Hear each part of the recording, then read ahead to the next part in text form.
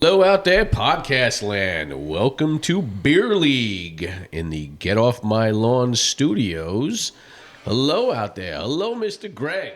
Hey, how you doing? What's going on here? How you doing? You sounded good there. How you doing? I'm doing all right. It's getting to be the holidays, though. Holidays. It gets crazy. It does, right? You got you're getting ready for your Thanksgiving plans. Oh yeah, having it here, man. Are you really? Yeah, it's nice. But I think we're just gonna order that turkey this year. You're not gonna deep fry one? I did it Come last on. year and had an antique slicer. Did you? And I was. I mean, I think the slicer was older than me, and it was fine. But there's no shame in making Thanksgiving a little bit easier these days. I did a deep fried turkey once because I was, hey, I'm down south now. Let's try it. I do a deep fried turkey. It was really, really good. But then after like an hour, it was really, really dry and terrible. So that's not going to happen again. Well, I won't do that. yeah. We're going to head out to Florida this week, this holiday season. Go down and see my in-laws. Happy about that. I can't wait. Going on the beach and Don't rub it in, man. Don't Yeah. rub it in. Well, We'll be sitting here and probably be cold and then hot and then cold and then hot. then you get the sniffles. You don't get It's sick going again. around, You man. get the sniffles. It's going around. You just gotta push through Gotta go it this through it. time of year. Man. Let's get Holes going. and got to do that neti pot. You ever do the neti pots? And the Navage, the thing you put in your nose and sucks. I've seen it. Yeah, I don't recommend it. That's good. You like that? Oh, it's great. It's great. I do it all. I do twice a day. Well, Got to do it. Really? Morning and night. Yeah, listen. today's episode is brought to you by Navage. Navage. Gross. Yeah, it is nasty. It is nasty. Well, anyway, Welcome to Beer League. And we have a awesome guest today. We have Coach Jordan Rippy. Hello. Get the claps. Thanks for having me. All right, Coach. How's everything? It's going well. Good, Going good. Mid-season. Oh, yeah, Well, good. almost mid-season, I guess. Yeah. So we're right in the heat of it, Well, just a little heads up, Coach Jordan Rippy. He's a coach at the Flyers, and he did coach our sons last year. Yeah. Last year at Squirts was it Squirts? I can't. It's Pee-wees. It's still Pee-wees, yeah, Pee-wees A team. It was great, fun times, loved it. So yeah, coach is in middle of the season right now. So what teams are you coaching now? I've got the 16Us this year. Yep. Older So kids. the midget. Yep. A little more age appropriate for me as far as my humor level, my patience level. So it's been a solid season. I think it's like trying to herd cats. Yeah. In the past. Yeah. It's much more. All of my dry, cynical humor they comprehend it, right? So I get my appreciation for my humor, and that that helps me Yeah. a lot. And my points I want to get across, they comprehend them. So anyway, Not having a 10-year-old, 11-year-old kid looking at you going, what does that mean? right.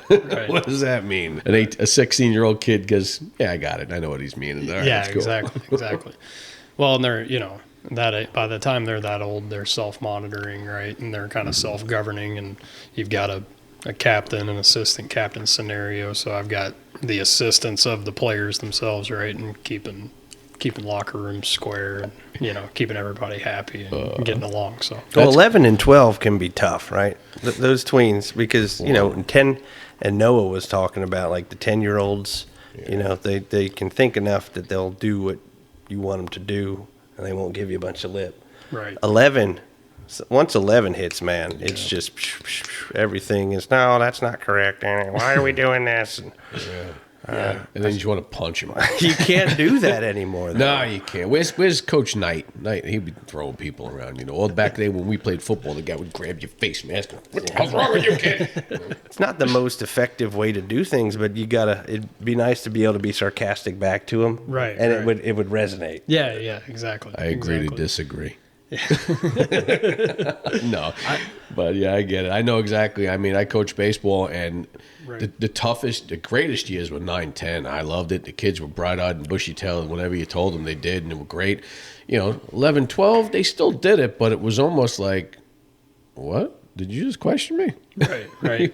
What did you do? And the worst thing is the emotions. Yeah. Because they don't know if they're coming or going, and everything's Right. kicking around, and all of a sudden you're talking to them or you tell them you discipline them, and you just start crying. You go, oh, what did I do? Yeah, I mean, I never, in my experience with the Pee Wees, I didn't have a ton of issues with kids talking back or anything like that. It was primarily them firing each other up and just the energy level being so high, and I'm not that way at all. So it was just like, gee, trying to reel them back in constantly. That was probably the most exhausting thing for someone like me. Well, the locker room is a lot. Let's be honest. The locker room is where it all happens, and I think as fellow beer leaguers, everything knows that the most fun part is the locker room. Before, after, and we can care less what happened on the ice. We're like, hey, let's go hang out in the locker room a little bit. But I know some places that a friend of mine, it's in another organization, his kid. And they have a rule. If you don't get out by 5 minutes, or you get out by 5 minutes, you're going to do push-ups. I'm like, wow, that was pretty good. Yeah. But you can't have fun if you're, that's what it's about. You want to be in the locker room, man. That's the best fun. Right. I think that was one of the hardest parts for me, was like riding that line of like being militant and also being, diplomatic, whatever the opposite would be. Not diplomatic. What's the word? You're in law. Yeah, there you go. Fun. Give me the word. Fun. Yeah. Being fun and being militant towards the kids, and that was a diplomatic would be. Hey, let's try to right. even that thing out. Trying to find that balance without just constantly hitting the gavel, and because like you just turn into white noise to them. Yeah, the more you yell, the less it's effective. The less effective it is, exactly. So you can't go over and kick over the garbage can like in Shorzy, right? The guy comes out. No. It's embarrassing! Kick the garbage can. You notice how I didn't say the first part, embarrassing. Good for you. No, I tell you, we keep it G-rated here. Because it's embarrassing! It's a family show. Exactly, family show. You ever see Shorzy? Yeah, man. Great show. Get the sticker right up there. Follow him on TikTok. Sure. And you know what's funny about Shorzy is he follows 0 people. Does he really? And I don't know who's doing it.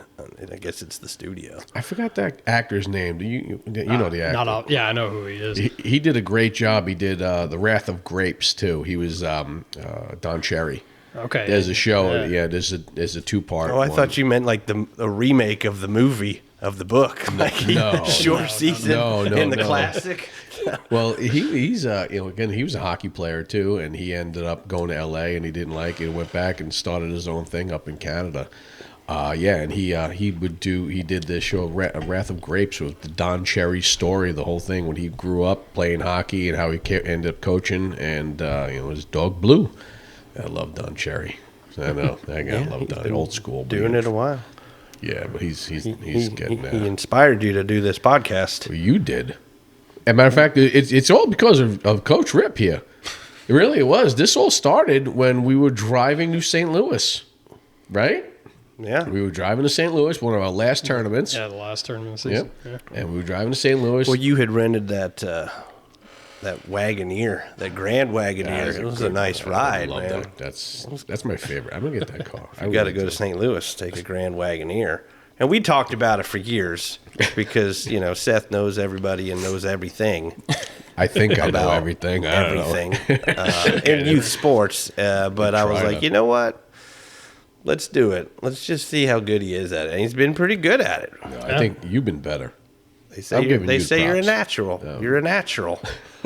You're in your element, Donnie. There we go. All right. Well, enough breaking your own, patting myself on my back here. But no, let's get back to Coach Rip here, all right?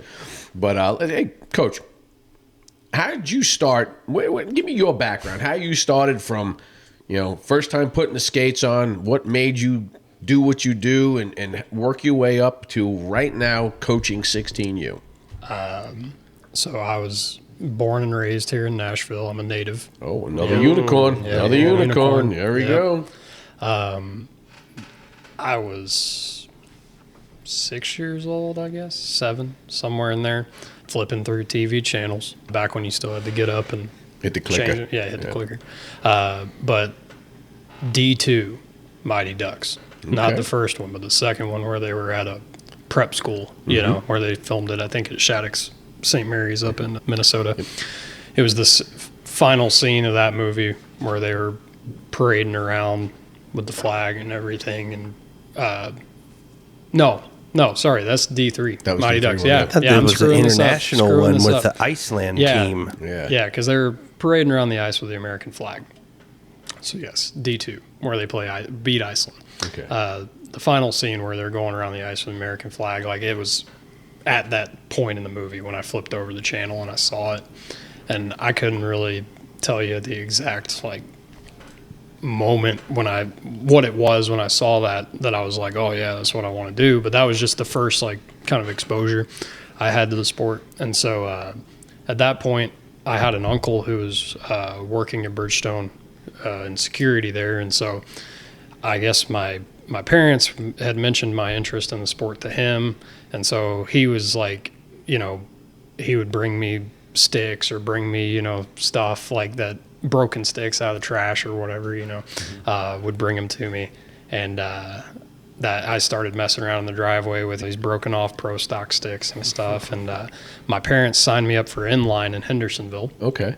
And so, Hendersonville has been around that long, huh? yeah. Oh, wow. Yeah, Okay. All yeah, right. believe it or not. Wow. Yeah. Okay. I don't know how old the HIHA was at that point. I feel like it was relatively new. Okay. I mean, I'm not super old. I was born in '96, but yeah, so I'll be 30 this upcoming year. But the inline league was established there at the time, and they had ice and G Nash and all that, obviously, in Nashville. And so anyway, I started played a season of inline and then decided to play a season of ice. And so I started in the NYHL in the house league there. And the first season I would have played travel, I believe, was in Pee-wees, I think second year Pee-wee. So I was pretty bad, still am, and at hockey. And the turning point for me was going to one camp. The only camp I ever went to was a Robbie Glanz speed skating camp, believe it or not. And that turned the corner for me on speed. Still didn't have hands, still don't, but it turned the corner where I could at least keep pace in the game, right? Yeah. And so Be relevant right there. yeah, exactly. You get noticed in be a trials. gnat. You be a gnat. You just fly around. Yeah, if you got Right. skills, you can skate. They're like, oh, that guy. Yeah, Don't worry about his hands. He'll come. yeah. He can make a pass. So whatever. Yeah.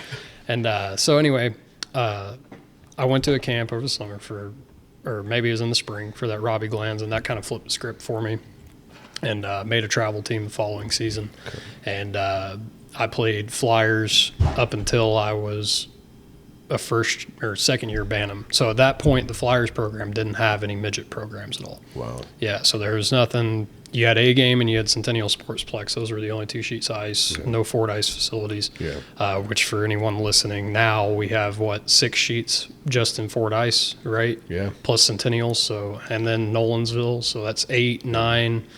If you want to include Leapers Fork, 10 sheets 10 of ice. sheets, yeah. So we went from 4 when 10. I was growing up to 10, right? So it was a much smaller community, and there were way less options to play. Yeah. So anyway, played it up till Bantam, and then past that point, Junior Preds was the only available program, which those were their inaugural years. They had only been around for a year, I think, after I started playing for them. So I made I actually played up at the age of 15. I played 18U. Whether that was because they didn't want me on the 16U team because I was terrible, terrible, and they pawned me off on the 18Us or whatever the reason was, I played up. But I had a coach for the same coach for 3 years of those 4 that I played 18U that I really enjoyed. He ended up leaving the program and moving on, but I played in that program. I actually played with Klinsky, who you guys have had on. Okay. So he played with me my senior year. He was one of the wingers. And then Matt Neal, who's currently the 18U coach at Flyers, he played with me the first season. So he's, I think, 3 years older than me. So he was aging out right when the first season I was on that team playing up. So anyway, played travel, all throughout high school. And then the season of my senior year, when everything ended, we ripped the ice out at Centennial for renovations. Mm-hmm. And I'm kind of jumping around here, so you'll have to excuse me. You're doing great. I worked at Centennial all throughout high school, so from 15 to 19 years old, I believe I worked at Centennial for about 4 years. So you work with Frank. I worked with Mr. Frank. Yeah, Frank, yeah, there the legend. He's the legend. That He guy. is the legend. Yeah. I mean, he can provide more Nashville hockey folklore probably than most people. He's seen it from start to finish, right? Oh yeah, he was on the show last week. Good guy, Frank. Great guy.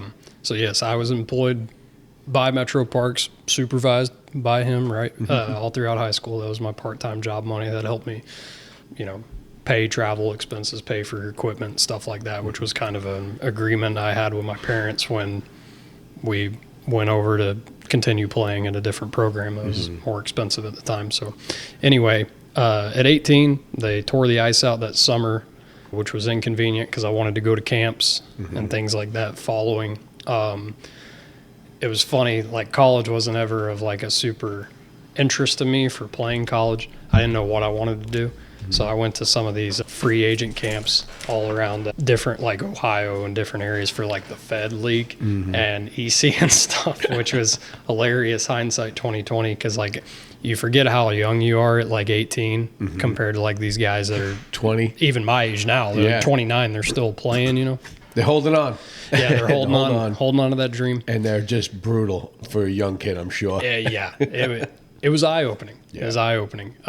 There was a EC free agent skate that I went to, and like they gave you like a essentially a player's summary and review at the end of it, and it was like it just summarized to you're fat and you're slow, and I was like, which I already knew. Thanks. But it was just like that was like reality. I was like, okay, yeah, time to get a job, right? And so anyway.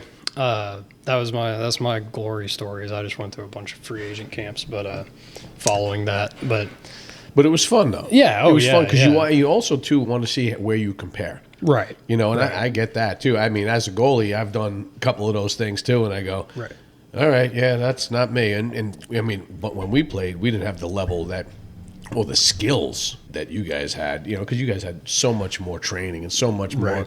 We had, go play. And that was it. And if you're big and strong and you can, rock a board or something like that, that's it. That's what you wanted. Right. So. For me, it was a lot of unstructured play, believe it or not. Dylan Caffrey, who's one of our coaches now, him and I, we kind of grew up together. He's a couple of years older than me. But he would give me rides to the rink and stuff. I couldn't drive yet. He could, so he was my chauffeur. So we would go to adult open hockeys and play with the junior kids that had came back, during the summers and stuff like that. Summer hockey was always, because you playing against, the kids that came back from college, and you're like, zoom, zoom, zoom, zoom, zoom, zoom, zoom. You're like, geez, damn it. Right. Go back to school. We want to play men's league. And so, skating with those guys, that was, it was unstructured skill development in that sense. You were just learning to keep up, which I mean is similar to I guess the previous generations, especially up north with pond hockey, right? You're playing with older siblings, and it's Well, they said, I was watching something today. I saw a TikTok, and I think I sent it to Greg today. They were talking. Brett Hull was on it. Brett Hull was talking about it. He was saying, how you got to play, get the creativity and is puck control on being on pond hockey and small space. Sure. That's where a lot of these guys, became that type of player. Right. Now everything's so damn structured. Like you have to play here at this time, and that's it. You're like, wait a second here. We had rent outs. Right. We rented, like the last episode here, we rented out the rink at 4 o'clock in the morning, 3 o'clock in the morning, and how you sat there, you put all the sticks down, you went, okay, this is it. That's the game. Here we go. Go play. Right. And no parent was there. Right. If there was a physical altercation, we policed it, and we still had a couple beers, or at that time went to breakfast together. Didn't care. But now, if you have an altercation, that's it. You're suspended, or you're not going to play with him anymore. You're like, wait a second. No, it's. But yeah, good. 100%. So that was kind of the, it was never privatized sessions and one-on-one coaching for me. It was just playing with older guys. That's how you get better. Right? Yeah. That's how. Yeah, it's organic, right, in a sense. And here you go. Sorry to interrupt. That's special delivery there for it you. is. He's got his. Show the picture. Show it on there. There you go. Yeah. So he's a Edmonton Oiler. So how did you become an Oiler fan? Alice Hemsky. Alice Hemsky. Yeah, Alice Hemsky. You threw him out of anybody. Alex Hemsky. Yeah. Good God. He had like 10 goals and 80 assists, I think. That's how he was. I'll tell you the story on it. Really. I was a Preds fan as a kid, all grown up, and still I respect him or whatever. David Legwand. David, okay. All right. We're really going back Right, here. yeah. You're going to have to Google some names over here. Yeah, David Legwand. Everybody knows who Legwand is. Come on. That's right. That's right. Yeah. Don't Alex Hemsky. That's a different Yeah, story.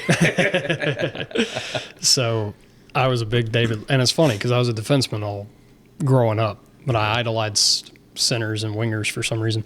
So anyway, David Legwand, I was a big fan of him. Then the Preds traded him to Detroit, and kind of after that, I was like I had always followed kind of the Hemsky and Ryan Smith era and all that of the Oilers, and so I just merged over to really, having a fandom for Edmonton and everything, and that's really just where it derived from. I felt betrayed when the Preds traded Leggy away, and I was like, well, this is, that was hard on me. I guess it's true. When you're, you don't realize the business side of hockey. Right. And that's what the sucky part is, too, And Hemsky, though. Yeah. Hemsky.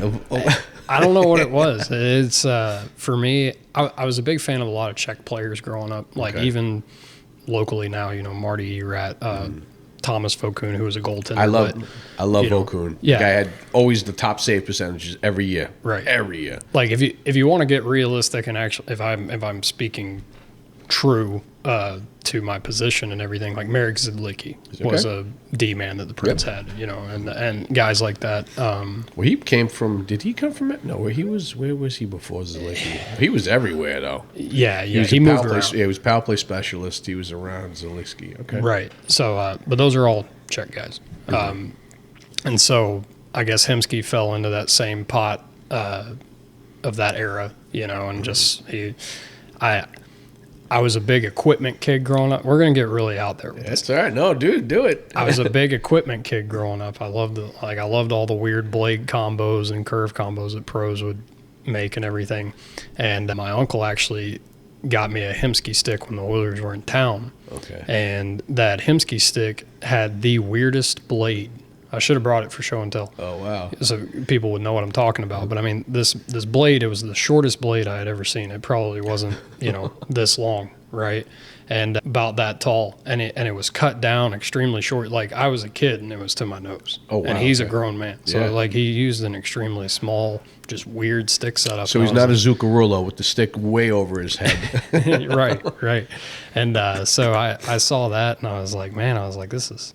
It's different, this is cool. And then just caught on to watching his highlight reels and videos and stuff of that nature. And I think that was a similar era to the Jordan Eberleys and all of them. So just that, the Oilers weren't on any type of run or anything at that point. They were, middle range. Well, that was it. I mean, I think it was a little bit after. Well, I know they had Dwayne Rollison as the goalie back then too. Right. Didn't they go to the Cup run in that year against in Tampa? In 06. Yeah, Does that sound right? Yeah, against Tampa. 05? Yeah. 06, somewhere in there.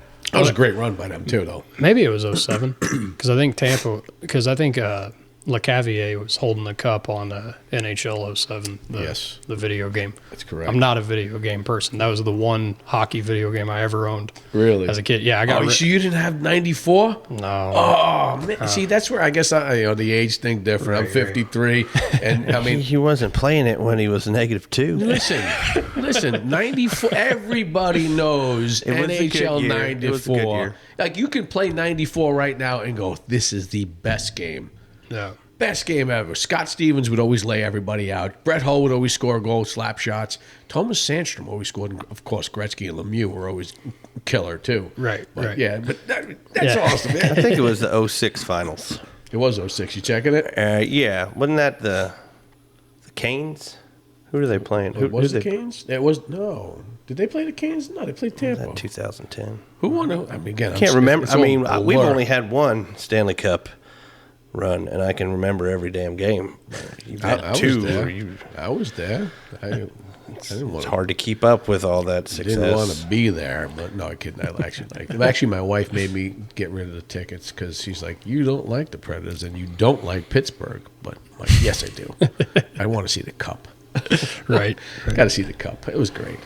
But The Oilers got close last year, but just couldn't get it done. That and the must year have been before, tough. Yeah. Can't finish. yeah, Can't finish. well, listen, you play against the Kachuk, and Marchand now, and then you have Bob. Right. Bob is the man. So, well, and you got 3/4 of your cap tied up in 4 guys. yeah, You know, it's hard to compete when your cap space is. I mean, you got Draisaitl, McDavid, and that's it.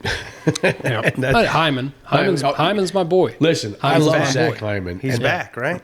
Yeah, he is. Zach, Yeah, back. he just came back last game. Yeah. Zach Hyman was such a, when he was in Toronto, I'm like, my buddy of mine, Jay, out there, great, big Toronto Maple Leafs fan. He's got the Toronto Maple Leafs tattoo on his forearm. Oh, man. And I liked Zach Hyman, but they didn't use him correctly. I mean, it does help to have Draisaitl and McDavid out there and just feeding you the puck because they're dancing everything. And he's a big man and just put it in. It's almost like Tim Kerr. You don't remember Tim Kerr? Yeah. You don't remember Tim Kerr.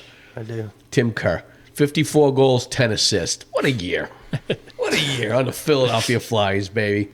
But yeah, Zach Hyman is that type player, but he's a little bit more physical than Tim Kerr. He's greasy. Yeah, he's greasy. He's a throwback. He's a throwback. And those are the guys you need to make your team. 100%. You have to have, you can't have all, sorry, Alex Hemsky's. Alex Hemsky is the opposite of Zach Hyman. 100% right. I was going to say, like, Hemsky, I'm still going, what? Yeah. Then you talk Zach Hyman, I'm like, where are we here? What's going on here? Well, and that's the thing. I mean, Hemsky, like, as far as my personal playing style, nothing like him. Maybe that's what it was. Opposites attract, Like he's strictly a skill guy, not a lot of No grit. No grit at all.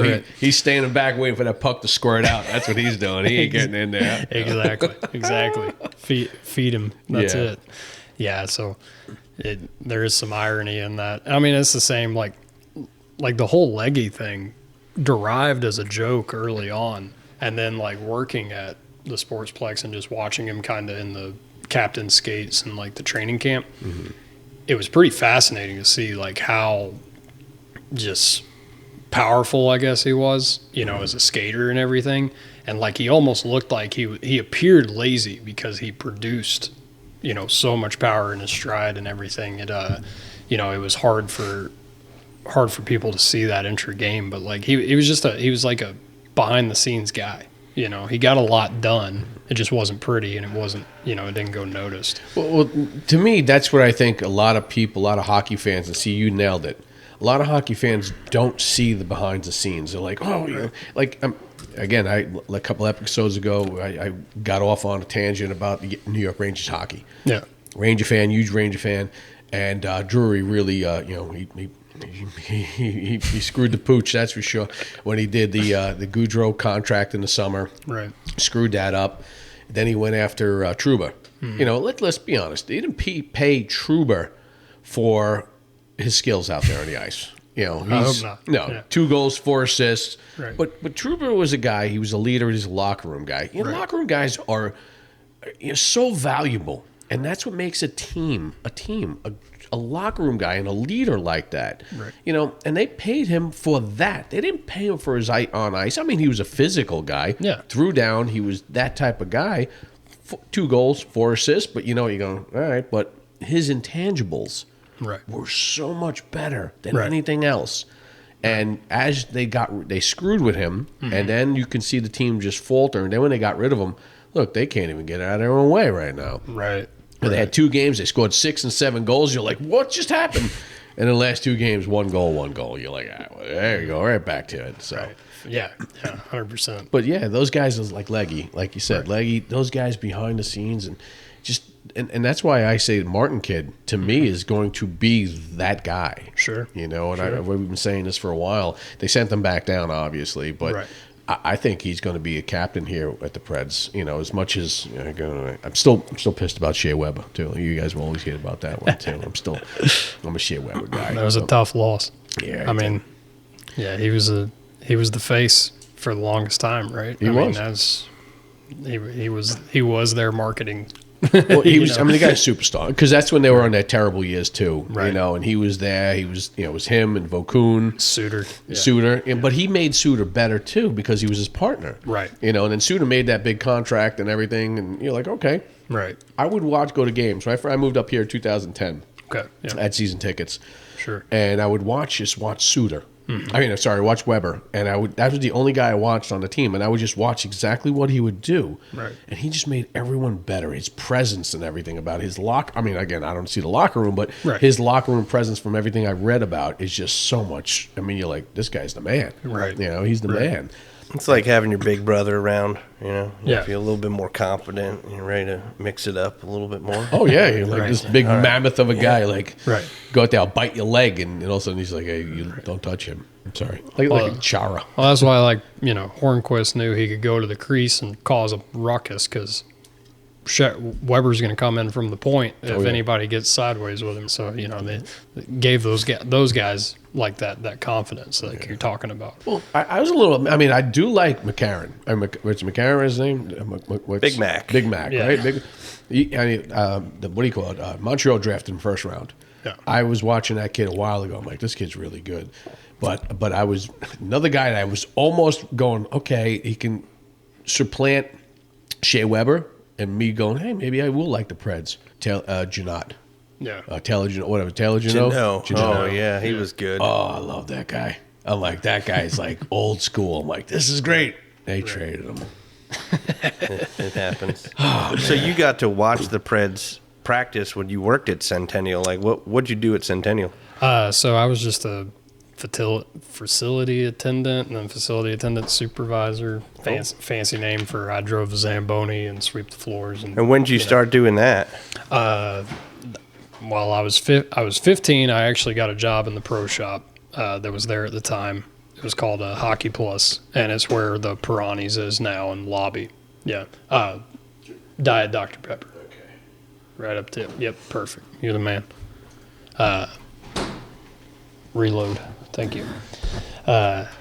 Anyway, so I got a job in the pro shop at 15, and then went across the hallway to skate rental. I was talking to Frank one day and was like, hey, what's it take to get hired here? And he was like, we got an application. It'll take about 8 months for them to process it if you fill it out today. And government. And I filled it out, turned it in, and then 3 or 4 weeks later, he was like, all right, I'll get you on the schedule. And I worked there all through high school, and I got my driver's license at 16 like everybody does, and I think I was driving a Zamboni a few months after I had my license. So I would stay there, and that's kind of part of my journey, I guess, post playing competitive. I worked there. I officiated men's league, cut the ice, would just do the general basic task of the rink, which was cool because I got to see a lot of the Preds practices and things of that nature that a lot of people don't see in the middle of the day. So I worked there for about 4 years, and then like I said, from 15 or 16 to about 19, and in the time I was there, going up to 18, 19, the late nights officiating men's league. Like, officiating men's league is not for the faint of heart at all, especially moving from, you're skating multiple days a week, being competitive, like trying to push yourself to at least be the best you can be. You're not going to go super far, but, We're in beer league. We're in beer exactly. league, boys. Within your means, right? You got this little dream of doing something. And so moving off of that and then going into, getting griped at 11:30 p.m. by somebody who's going to the office tomorrow, it's a tough dynamic to weigh. Yeah. And so that burned me out there towards the end in my early 20s. And I took a few years off. I assistant coached for a year, I think when I was 21. I was an assistant coach for a Pee Wee team because we were actually trying to figure out my assistant coach this year, he's a younger guy. He's 20. I thought I had coached him. He was playing the age level I was coaching at the time, but he was on a different level team. But that would have been funny if I had coached him and not realized it. But good job, coach. Yeah, right. A lot of attention I was paying. There you go. That's why I was the assistant. We'll chalk it up to being a rookie. There we go. Right. I was a puck pusher. There you go. But yeah, I took a few years off. 5 or 6, 7 years, roughly, and then I actually went back to college to finish my degree, and I was talking with Goose, and I was like, I'm going to go back to school. I might go down to part-time work while I'm doing school. And I had pushed my wife through graduate school at Vanderbilt and everything, and so I was kind of like figuring out, okay, what am I, I'm the least educated in my whole family, so what do I want to do now? Shout out to my family. God bless you, man. Yeah, listen, that's that's huge that you did that, man. That's awesome. Dad's got a doctorate. Brother's got the dual masters. My wife's got her doctorate. So I'm like, all right, I got to have something. So anyway, I had gone to community college some, but never finished. So anyway, decided I was going to go back to school. I was like, man, I'm going to be doing part-time work probably. You think I could get back into doing private lessons or anything like that? And he was like, yeah. Well, I'll talk to some people and see. And so I did some private lessons for like a summer. And then private lessons somehow revolving door turned into, hey, you want to take a head coaching spot? And, well, that's exactly what I have written down. Why coaching? How did that again, you're working it now, but how did that transition of going, hey, you're the first, you're a puck pusher, opening doors, and now to, hey, I'm running practices now. So, first of all, how did that happen? The stress on it, because it is stressful when you like the first couple, the first practice. Yeah. Everyone's eyes on you. Right. You better not screw up. That's what the bait is. You're like, okay. Right. In what age did you start at? I would have been as a head coach. No, what team age did you start? Pee-wee. Oh, you did start Pee-wee. Yeah, I started at Pee-wee. Yeah. I mean, they threw me to the wolves right out of the gate. Yeah, you did. Yeah, they broke me in. It was a shock for sure. I definitely, initially out of the gate, like it wasn't that thankfully I had coached camps and done a lot of like skills camps and stuff like that during the summers growing up and as like a counselor and stuff. So it wasn't like my first role as a leader on the ice, and I was a captain, my high school team and travel teams and stuff like that. So it wasn't, you think about it in a different light, I guess, of like, oh, it's just another leadership role on the ice. But it's definitely nerve-wracking when you got an audience, of parents and players. Well, most of the time they're just supportive and applauding what you're doing, right? Yeah, exactly. Yeah. Throwing roses at you. Thank you so much. Thank you for spending your free time. Zero criticism. Zero. Little Johnny needs to be the first line center. Right, exactly. Which my initial season out of the gate, honestly, I didn't experience very much of that. They were pretty open, supportive, and it was a decent crew. So it was Pee-wee A, AA, A1, A2? Pee-wee A1. Okay. Yep. It was A1 right out of the gate. And so it was, and it was one of the things that was really significant, hindsight 2020, like the coach that I told you I had for 3 seasons, he was he was like the I don't know, Bobby Knight of hockey. Oh boy. Like he grabbed sling trash cans, break sticks, whatever. We respected the crap out of him though, right? Like we adored him and would die for him. Yeah. He was a great coach. You go to war coach. for him, that's for sure. Yeah, we go to war for him. Like he was a passionate dude. Matt Neal will tell you about him. Yeah. But he's a great guy. But like that was like my most recent coaching experience in my head. So it was like, you're gauging how do I want to go about this, gaining control, things of that nature. And that was like, that's your most recent memory. Yeah. And the guy that I had assistant coached years back, he wasn't that way at all, but he was definitely like hard, old school, hard coach. And so that, that idea of like being militant, gaining control just on the ice via, heavy discipline, that was kind of the only approach I'd ever seen, up to that point. And it worked for me. So I was like, oh, okay, this will work for everybody else, right? And the generation of today, they don't operate like that. It is weird, you say that, and, I'm a little older. My era was in your face, screaming and yelling, throwing things, and that, like you said, Bobby Knight type stuff. Yeah. And when you, because I coached hockey up in New York. Okay. Yep. And I was the disciplinarian. Yeah, my buddy Paulie that was on the show, we were coaching together, and he was the head coach, and we got tossed into it. We didn't. This is even before you had to take USA classes. Okay, yeah. You know, that's so so like certifications weren't even not at all. You just had to take something, but it wasn't like USA level 1, 2, 3, 4, or 5. No safe sport. No, God no. So that's how we did it, but I kind of learned from it, you know, on that. And then, like, you know, later on I stopped and I coached baseball. Sure.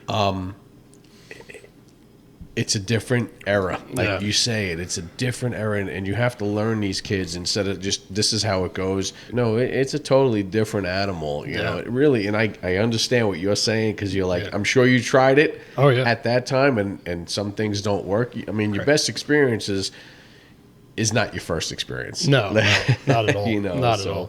Yeah. And you learn. It's not supposed to be, right? No. Yeah, and I mean, that's been the biggest thing that I've gotten out of coaching. Like, I don't have kids myself. Don't plan to have them.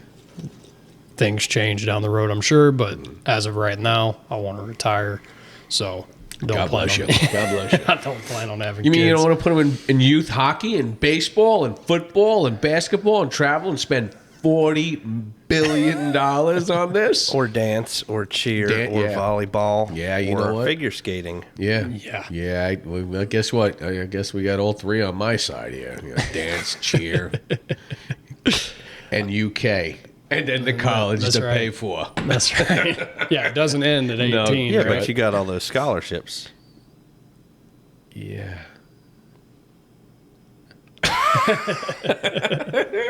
But you had a lot of fun. Yeah, we did. We had a great. Actually, I wouldn't do it for. I wouldn't give it up for the world. Sure. You know, I really. Sure. Even though a dance competition, you know, a dance competition is, hurry up, get out there. She's on in a minute. Right. Wait 2 more hours. You're like, what just happened, man? And you're there all day long. Sure. At least hockey, like, all right, just an hour, we get to go somewhere else, and then we come back another hour and let them play and get route. You know. Right. But dance, brutal. You know, he will never know because he doesn't have girls. They have girls. That's why. All right. So sorry about that. Oh, Keep you're going. fine. No, I mean, yeah, the kid thing for me, I mean, that's not why we're here to talk about me having kids, but you know, the biggest growth point, I guess, that I've had with coaching, you know, is figuring out what I am like around children. You know, I've got 2 nieces, but they're on the other side of the state. You I can don't leave, see them all and the you time. can see them high. You can leave. It's a different story, right? Yeah. And so it's been really, really good for my personal growth to kind of, you know, deal with the conflict, right, and face a controversy when it involves 2 kids getting in a fight, or a parent-kid scenario, right, where, like, these things that I'm not going to face in the workplace as a childless person, you know, with 2 adults, like, they'll hash it out between themselves, or you can mediate, but it's different with kids, right? And so it's really, I mean, the reward has been, you know, for me, like, it's been just the insight I've gotten in myself, you know, and kind of just how I handle certain situations. And it gives you a totally different perspective, because, I mean, you go from, you know, not that I work in the depressing corporate America, but, you know, you go from a normal 9 to 5 to, you know, these kids, and especially at the peewee level, some of them are just, they're so full of joy, right? Regardless, like, they don't have that No one's ruined them yet. Yeah, exactly. There's no cynicism in a kid, right? Like, they're just happy. And so being exposed to that has been really, really healthy for me in a lot of ways. So, like, I'm very, you know, I've got a lot of gratitude.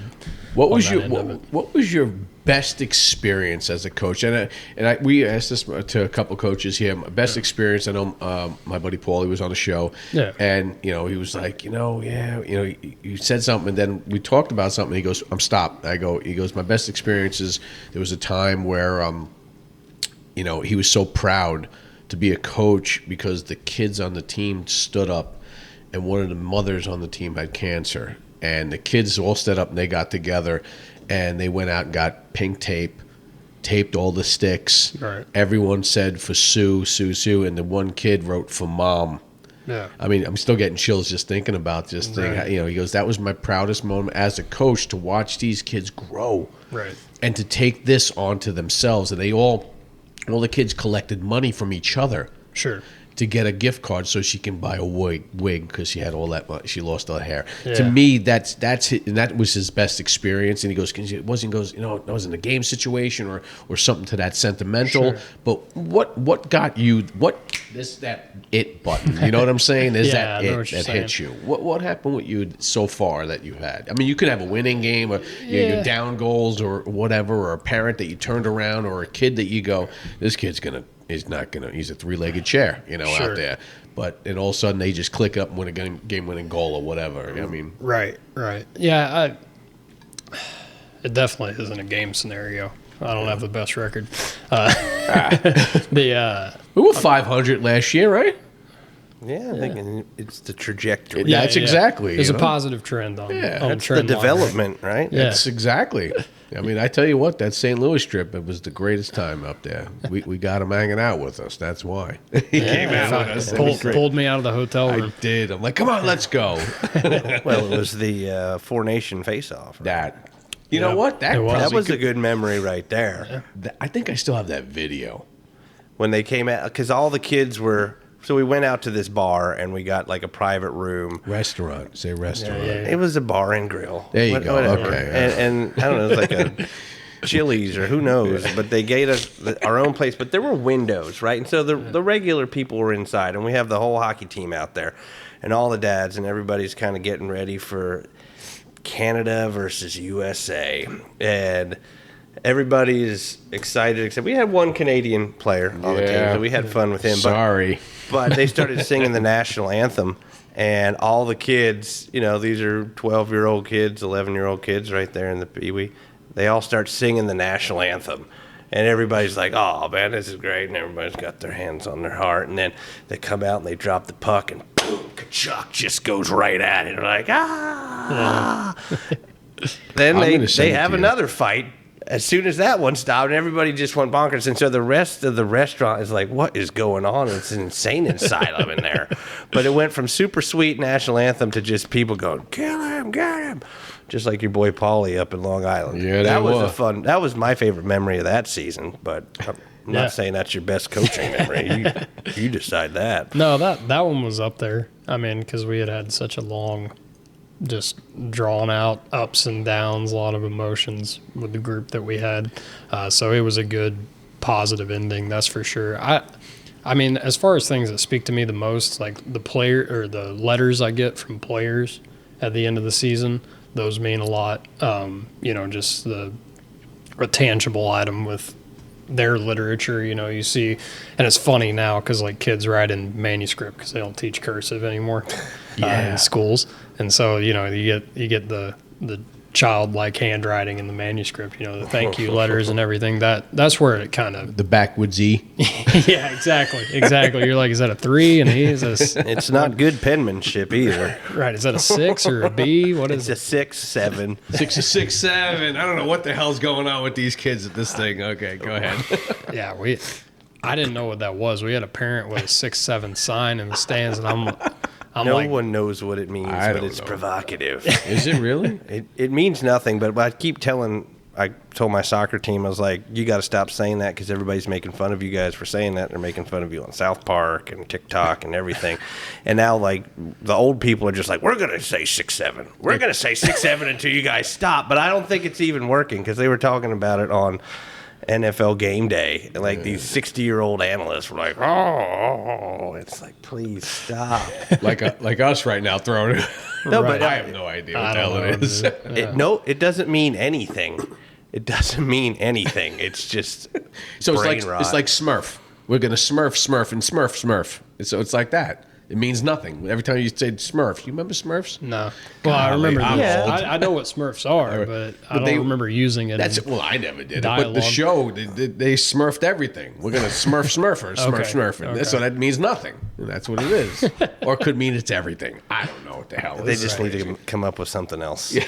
All right. Go So ahead. the letters, you were saying the letters moved. We just took a right turn, guys. Sorry. Yeah, the handwritten letters from players, just them expressing their gratitude and stuff. That's where it kind of, all comes together at the end of the season. And whether you're in a heightened emotional state after a long season and then you read that and it makes you feel good or whatever it is, those are things that you can hang on to, and I keep them all on my desk at the house, and like if I'm doing a player review for someone, or I'm thinking about stuff, like sometimes I'll go back and glance at them and stuff, and That's cool. reminds you of why you're doing it. Well, that's it, and I'm going to throw something out to you too. Sure. My coaching experience is baseball. Yeah. Is we had him on the show, Zach.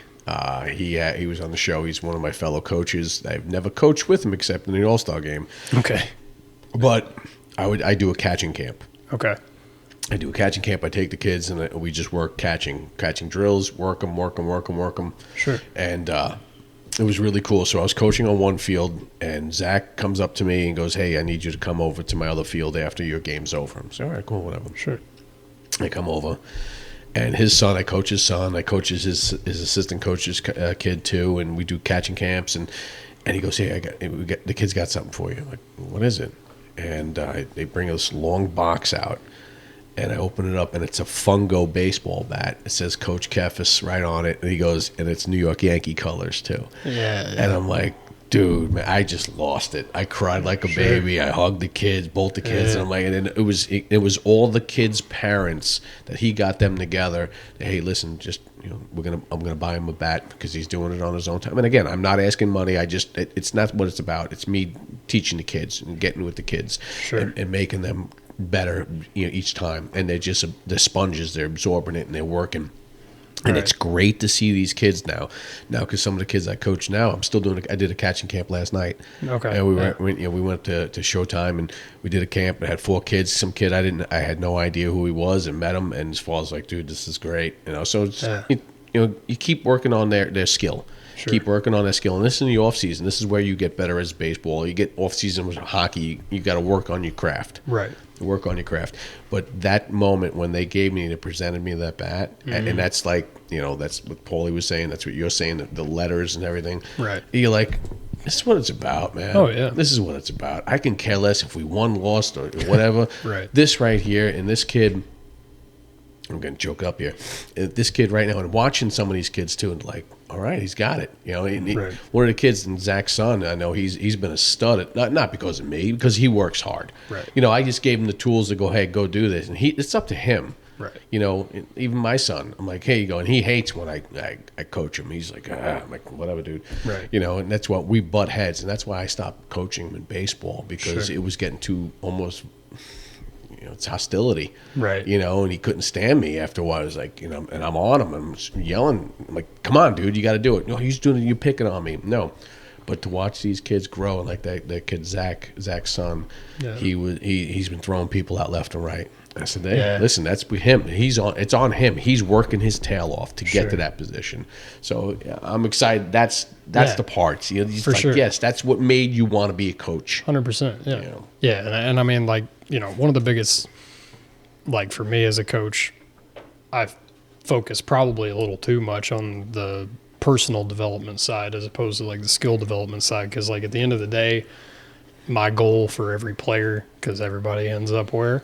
Beer league. Exactly. There it is. My goal for every player, right, is I want you to be someone that I don't mind running into at the grocery store or being in line next to. Like, I want you to be a considerate person. You know what I mean? You're not blocking the whole aisle at Kroger, right? Like, you're self-aware of the people around you, and you're a respectful, law-abiding, person. This is all secondary. Exactly. Exactly. Life is where it's about. Right. But you can learn a lot of life lessons just through playing hockey. I mean, you can in all sports, but hockey, there's so many different situations where sometimes you got to be aggressive, and sometimes you got to sit back, and sometimes, you just got to go all out, and then you got to protect your teammates. You got to protect your goalie. You got to know when to fight. You got to know when to not fight. Right. And so I think hockey is uniquely situated to help with those life lessons. And sometimes it's scary out there as a parent when when they start hitting and you're like, man, I've been enjoying watching this for years, this is great, but I'm like, just please let me skip through this one. You're old. Your son is older, and he's in the hitting category. My son D is not in that category yet, I'm like, he's going to be excited hitting. I got to be honest with you. Yeah, I don't think he'll struggle. Yeah, no. But I'm going to struggle as a parent. Sure. Because he's going to get his head blocked off. I can tell you that right now. And I told him, I'm like, buddy, you're a defenseman. Me, as a coach, and when I coached, Right. I would dump the puck down and send the wingers right in at him. And I'm like, you get plastered. Because I guess that's the old school way, I guess. Yeah. Dumping. Dump and chase, Get in, yeah. forecheck, pound them, Chip have and the dog- charge. chip and charge. So I told him, I go, you're going to play some Northeast teams that still play that style. Right. Not everyone's going to dangle around you, but and then that's when they start dangling. That's when you need to know if he's going to go around to your left defenseman, you're playing right defenseman, he's dangling around him, guarantee his head is down. Right. You make a beeline and lay the kid out. Right. That's when you can lay him out. But I don't think he's going to have an issue with that. No. I think he's going to have an issue with getting hit. Sure. And as a hockey player, your son said the other day, he goes, yeah, I got hit pretty good. Well, that's the thing is, like, especially the first weekend, you go to the contact thing. Greg Sowers has a great contact clinic. Mm-hmm. You have practice with your team. 307, please go ahead and 307 sign hockey, up. go ahead and follow him. But you don't really know till you play another organization, right? Yeah. Because you're going to hit your friends, but you're not really going to hit your friends. And then he got out there first week, and I was in Knoxville, and it was like, all right, we got through the first game. Some teams have a mentality, right? And then some are just pretty easy to get along with. And if you start, then they'll start, and you can always tell when it picks up. But this was a team that was a Lexington team, and they were physical, and they were playing heavy. And it was legit. I mean, but our guys were like, oh, Jack gets clobbered into the wall. And I'm with my buddy, and he's like, oh, man, it's actually old T-Roy from episode 6. He's like, oh, man, that kid just get crushed. Oh, that's Jack. I'm like, ah. And he started to get up. Yeah. And then he kind of went back down, and I was like, whoo. Yeah. Skated over to the bench, sat out for 2 shifts or maybe 1 shift, and then came back out and kept playing, and that's what it's all about. Yeah. That is when hey, okay, he broke the test. Yeah, he won the test. He's good to go. He's not scared, and it makes you tough, and that's the life lessons that you pick up through getting out there and sometimes getting crushed, and sometimes you are the one who's crushing. Yeah. And so I think that's the best part about hockey, but it's got to be interesting for you without the kids. You don't have to worry about that, but you've got an objective viewpoint. How do you approach the kids? How do you, because each of them are different. You can't be the dictator. Yeah. Some might respond to that, but you've got different buttons to push. How do you try to figure out what does this kid need and how do I get the best out of him? Well, I did something different this season than I have historically. So I made a, oh my gosh, what is the word I'm looking for? What do you hand out and people fill it out? I'm drawing a blank. A survey. Survey. There we go. I made a survey for all the players, just with essentially their name, and then I think I did like favorite NHL player. I gave them some options to describe their playing style, put their position in there, the type of coaching they respond to, whether it's direct, indirect, laissez-faire. I put a couple different options in there.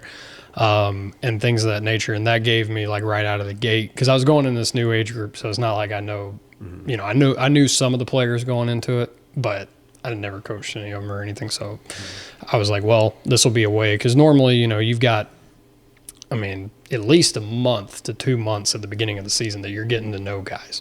And so I was like, well, I can kind of express lane that through a survey as long as they're honest to me. Right. Yeah. And so, and they were, and it was great, because it gave me a lot of insight, and I was able to, get the pie chart of the breakdown of the team of okay, we've got 45% that respond to direct coaching. We got 25% that respond to, they're visual learners, and then we got 10% over here that are, verbal only or instructional. These guys like on ice visuals, things of that nature. And so that kind of gave me like I said, it got a jump start on the team as a whole. It was a pretty effective. Now, something that you just threw out there too. Do you rely on your assistant coaches to say, hey, listen, your style is A, and you have 75% of kids that respond good with A. I got 25 that's not going to be good with A. Does your assistant coach go, Coach, I got this, and I'll take these kids? Yeah. Yes. So the way I've got it split this year is like I've got a guy covering defense, and then I've got a guy covering offense, and then I'm Overseeing everything. Yeah, overseeing everything. I'm more on the offensive side. I've got a younger guy on that end. Okay. So I've got a real senior guy on D. So I'm covering more on the O side. But yes, to say I'm utilizing my younger coach because he's got the morale with the kids because he's young. Yeah, he's just a few years older than a lot of them, and so he's able to kind of give me the locker room feedback that I might not necessarily directly get. Mm-hmm. And so with some of the players, he's got that covered, and then my captains and assistant captains, I'm kind of myself and then my senior D coach, we're kind of mentoring them to give us feedback of, hey, what's going on, guys, what do they think of this? And so yeah, to a degree, yes, we're doing that. When do you feel you assign assistant and captains to a team? What age group do you think you do? Because that's a crazy question. If they're mature enough, the team's mature enough, what do you think? So like, I think when I was growing up, we started doing it. I know at Bantam for sure. Pee Wee was team dependent, I would say, program dependent, coach dependent, all those variables. In today's age, like I think at Bantam, they'll start to, it's worth assigning captains and assistant captains because they'll adopt that responsibility and that leadership role. Pee Wee, dependent on the group of kids you got, what the maturity levels are, like, because it's so chaotic at that age. Yeah. Putting a C on a kid's jersey, him trying to, I'm not saying that it's impossible, but him trying to speak up in the locker room and gain control of the chaos zoo that's in the locker room. It's hard to do it as an adult, much less if you're the same size and age as them. You're, shut up. Right. Exactly. It's possible, don't get me wrong. Yeah. And certain groups of Pee-wees, the maturity level, depending on the team you got, is definitely high enough to have a captain, assistant captain role. But I would say Bantam is probably the most common, age where it really starts to take.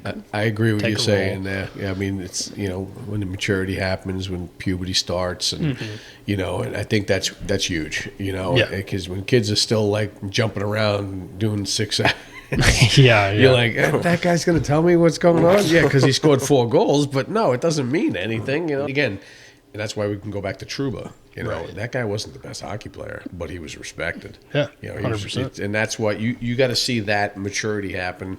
When you see off ice stuff, when the guys flock to a kid, right? They go, oh, "This guy's the kid." He's the one.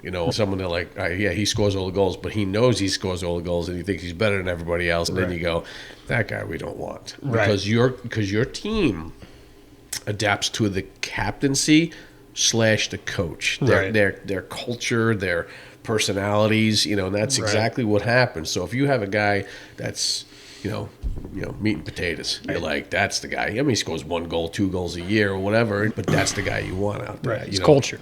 Exactly. He's got the culture. Yeah. And I explained that to my kids this season when we announced the captaincy, because I knew there was potential for, I believe in democracy like a lot of Americans, right? So I let them vote, but I was the ultimate decision maker. Yeah. You have 50% of the vote. Yeah, if that. But I let them vote, and that way I got a gauge, of their input, what they saw, right? And then I based some of my decision off of that. I had already kind of had in my head what I had seen, and but when I made the initial announcement, I knew that there was potential for some controversy or kids being upset because they weren't chosen, whatever. But I gave them the speech of like, on a team, the letters, and this isn't to play down a captain or an assistant captain, but like the letters are for players that I know will stand at the referee's crease and show diplomacy when speaking to an official, right? Like they've got the maturity level to talk to an official, not get us in unsportsmanlike, not get us, teed up. And not just get get ran over either. Right, exactly, and not get ran over. And so, those letters are a formality. You have informal leaders in any team, job, anywhere, right? Mm-hmm. And I told those guys, I was like, just because you don't have a letter on your jersey doesn't mean that you can't be a leader or you're not a leader. there's a lot of informal leadership on this team. That's the sergeant. Exactly. There you go. And I said, that leadership isn't something, you establish it, but the team decides that leadership, undisclosed. Like, you can just watch the dynamic, and see where that leadership falls. And so, that was something that I felt like I needed to bring light to. Do you know it's a great movie, and this is something that when I think of kids get to a certain age, right? And like you're saying, when your kids are in that age, they're doing that thing. I tell you what, a great movie, and it's almost like a team bonding thing. And I've always said this: the movie Remember the Titans. Oh yeah, that movie is awesome, and it also shows leadership. Shows leadership. So something like, you can't show that to a younger kid's class. They would that's just a movie. But if you show it to an older kid and a respectful, when they're in a maturity level, they understand who's the pecking order of that team. Like, of course, the linebackers were the ones. Those guys were the team leaders, and it shows you. So sometimes I guess you can do some off ice things and crazy things with guys coming over to my house today or whatever. We're gonna meet at Joey's house today. Right. Why? We're gonna do it. We're gonna do a meeting. We're going to sit down, and I'm going to give you questions, and we're going to watch Remember the Titans. Really, I mean, it's crazy stuff. I've implemented that in certain other stuff in my life. Sure. That I've did certain movies, like also When We Were Soldiers with Mel Gibson, a great another leadership movie. Yep. And those type of movies is crazy. I know at one time I've told you before, and like obviously there's the book up there. Yep. The Matheny Manifesto. Right. Just little stuff that you can tinker with someone's and go, hey, we're going to break off the same hockey every day or baseball every day or football, whatever. Right. And we're just going to sit down, we're going to break it up and just go, I want you guys to really pay attention to this movie. And again, you can't do that to everybody and their mentality is like, I was just watching a movie. It's a great movie. Right. But if you really sit and think, and that will separate the maturity, and then you can sit back and go, all right, that kid understood it. Sure. He's the guy. Yeah, he's the guy. He's the guy who absorbed it. And with baseball, with our ages and stuff, I think on another level is all-star games. Right. Who's going to the all-star games? We give everyone, who makes the all-star team? Who makes the all-star team? It's the coach's kids. Right. They're usually the ones that usually go, but there's times that I've said, hey, I'm not going to take my kid. Right. I've said it. My kid gets voted. Sure. Is the number one kid on the team. And you know what my kid said to me? Don't take me. I've already went. Give him. I'm like, whoa, really? And that was my proudest moment too, as a parent, parent and as a coach. Right. When he said, no, I've already been there. He goes, Dad, I'll coach with you. Sure. What? So he's like, he brings his helmet out. He's like, I'm going to be first base coach. Go ahead and be first base coach. Sure. And that's the type of stuff you go, okay, we're doing good as a coach and we're doing good as a father. Right. Right. So, but yeah, I've always liked to do those offsetting things. Sure. Everyone's because and almost like in the middle of the season because it's such a grind. Right. Hockey's a grind. Oh yeah. 2 ice times a day, a week, maybe 3 sometimes, and then you're in a weekend and 4 games, and you're going here and you're going there, and everyone's doing this, and the tensions fly high, and parents getting crazy, and you know what? We're just going to sit down, and we're going to rent the room, or we're going to get a room at the hotel, and we're all going to sit down. We're going to get pizzas, we're going to sit down, and we're going to watch the movie. Yep. And then you can bring your Bobby Knight in there, like, shut up, don't talk, watch the movie. Right. That's the type of stuff, so. Yeah, I mean, one big thing for me that I actually did it for some of Greg's teams, the Nashvillians, earlier on in the summer, but I did it with this team too. Is you ever heard of the human knock game? No. Yeah, so it's an interesting one. You can see who your formal and informal leaders are really quick. So like you put all the kids in a group, and then you wrap them up in these contorted positions under like this, and they're all holding hands. And you got them tied together, and they have to unknot themselves without letting go of one another. Oh, wow. Yeah. And that's actually cool. It works really well on figuring out, who's instructional, who's willing to take the reins, right? And you find out super quick. And it's, that's a weird word. I don't want to use the word intimate, but it's a certain level of, you're like, close. And you're like, wait a second, you're uncomfortable. You're uncomfortable. Right. You're uncomfortable right out of the gate, and you're breaking the ice with these guys. And I mean, it's like when we initially did that, I told him, I was like, listen, like, we're all about to spend 6 months together. Yeah. Like, I love it.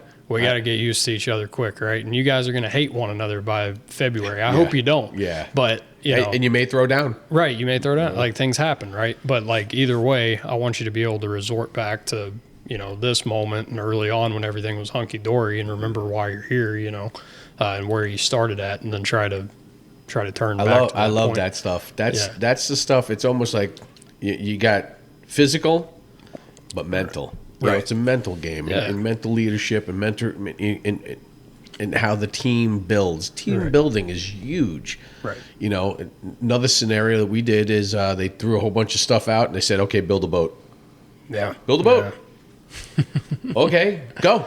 We Right. got 2 hours to build a boat." Right. And to paddle it to send it to come on back. Yeah. And they give you like a garbage pail, some wood, and rope.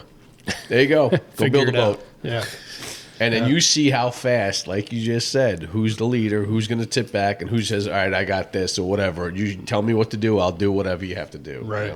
You got your grunts, you got your brains, you got your your analytics, and so it's kind of cool to see everything just jive together. Yeah, you know? 100%. And one of my assistant coaches, he went back to that recently in Atlanta a couple weekends ago. We were warming up. We had a gap between games on Sunday, and you know how that is. Like, not enough time to go eat, not enough, but not enough time to stay dressed. So it was like a hard spot, But he told everyone, he's like, bring your sticks to warm up. And I'm like, in my head initially, I'm like, passing a ball, like what are we doing? And he had them build a house with their sticks, right? So similar to the boat thing, and it brought out that informal leadership, and kind of showed. At this point, we had already had our captains picked and everything, and they did their part, stepped up. But like it's cool to watch the dynamic of like, they're wise enough, they know who to let.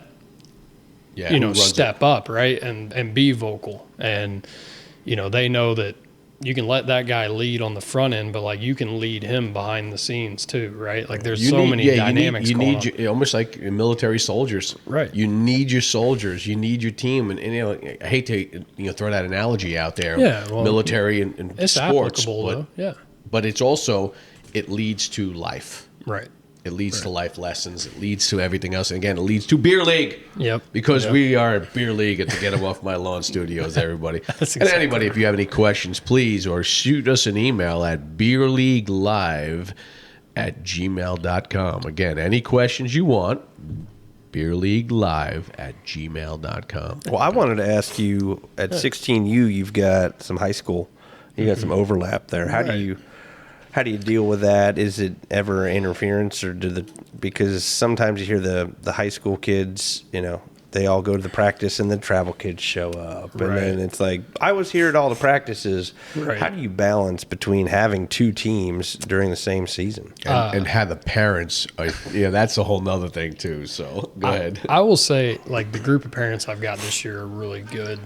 They've been pretty uninvolved, and like the players I've got are very mature in, they obviously CC me or they CC their parents on everything. But like, they'll send me the message and be like, "Hey coach, I'm going to be late to this. I'm not going to make dry land because I got high school practice, or I got this, or I got that." And so the majority of them, they take a strong accountability on their own, which I really like. And that's what I, encourage to them at the beginning of the season and parent meeting and everything. But like, they've been really good about that. The way I see it, like, unless you're missing, a large majority of the travel practices and you're prioritizing high school over ice, which thankfully in Middle Tennessee, there's not a ton of overlap. They coordinate opposing days, so we don't have to worry about that very much. But, within reason, I'm glad to accommodate missing a dry land or missing, something along those lines, because all of them play for a high school, so it's not like it's just the one kid. It's all of them evenly, having different attendance.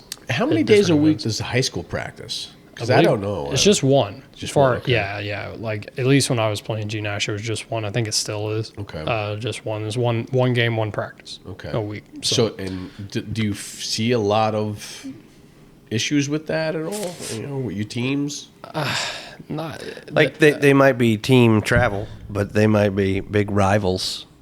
2 other I see days what of the you're week. saying. Does Yeah, that sure. ever cause an issue? It hasn't caused an issue yet. I've had multiple games thus far where my players have been playing one another in G-Nash, and it, you know, it's been fine. Do you go to the games to watch them?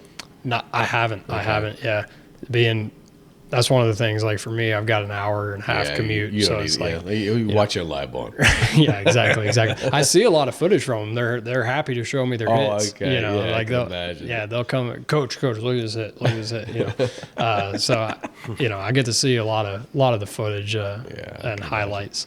But yeah, that hasn't been an issue yet. Hopefully, it's not.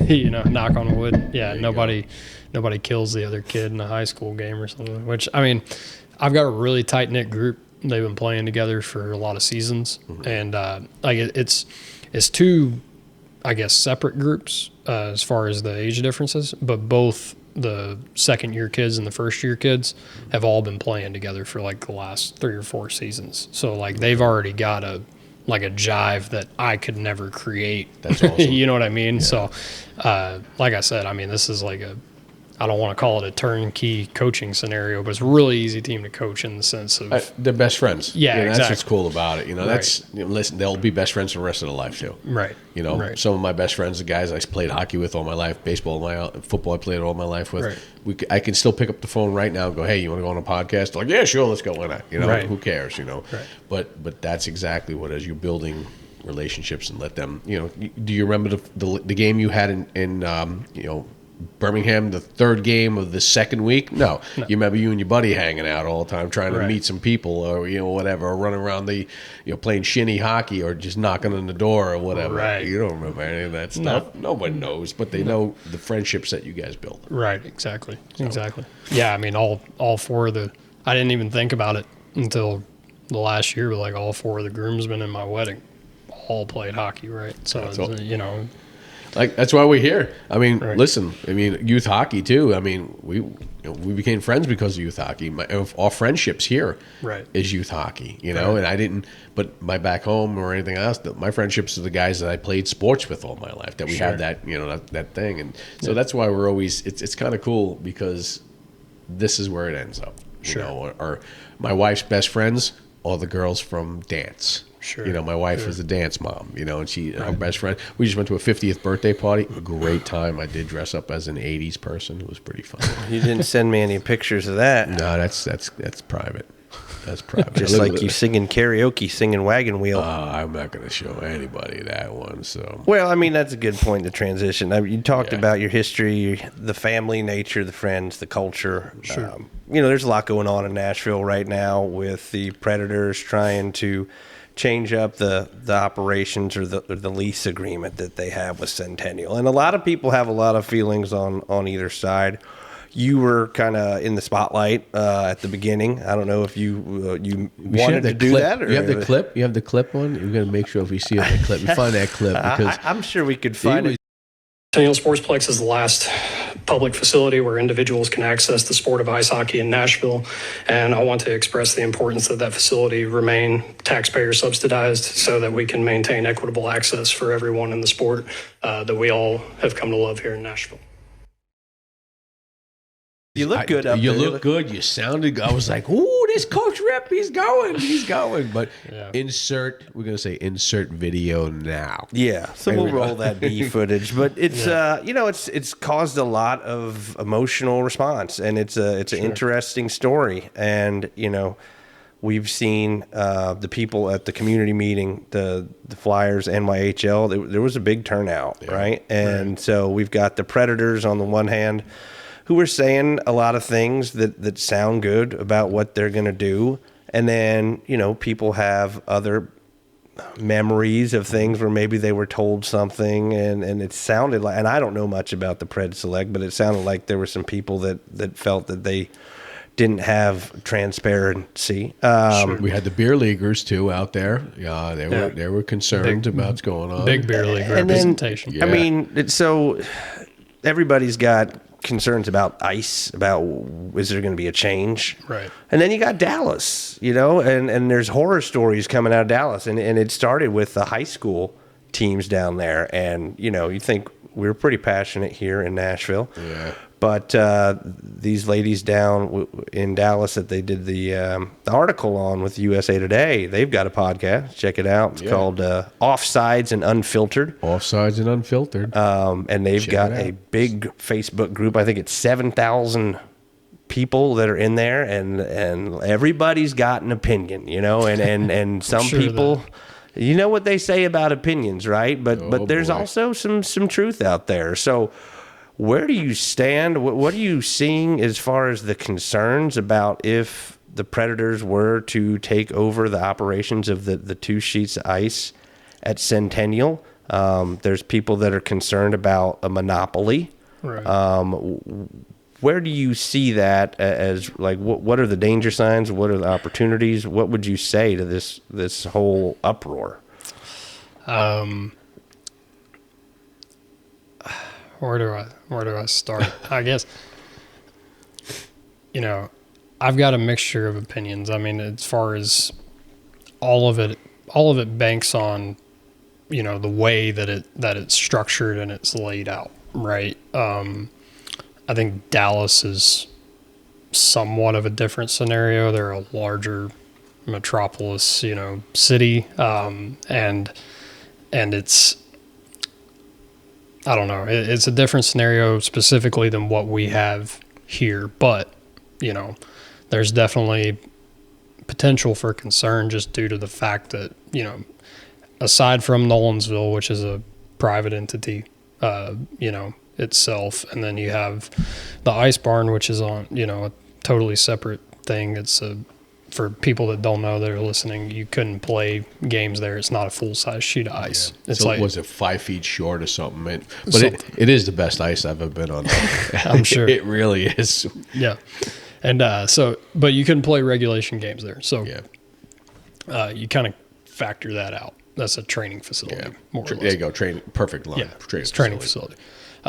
So, Centennial being taken over, that's going to leave 1 sheet of ice that's not under operational control of the Predators. It's just when you've got, including Clarksville, that would be 4 different facilities that are operated by the Preds. 1 regulation sheet of ice that would be suitable for hosting tournaments and things of that nature.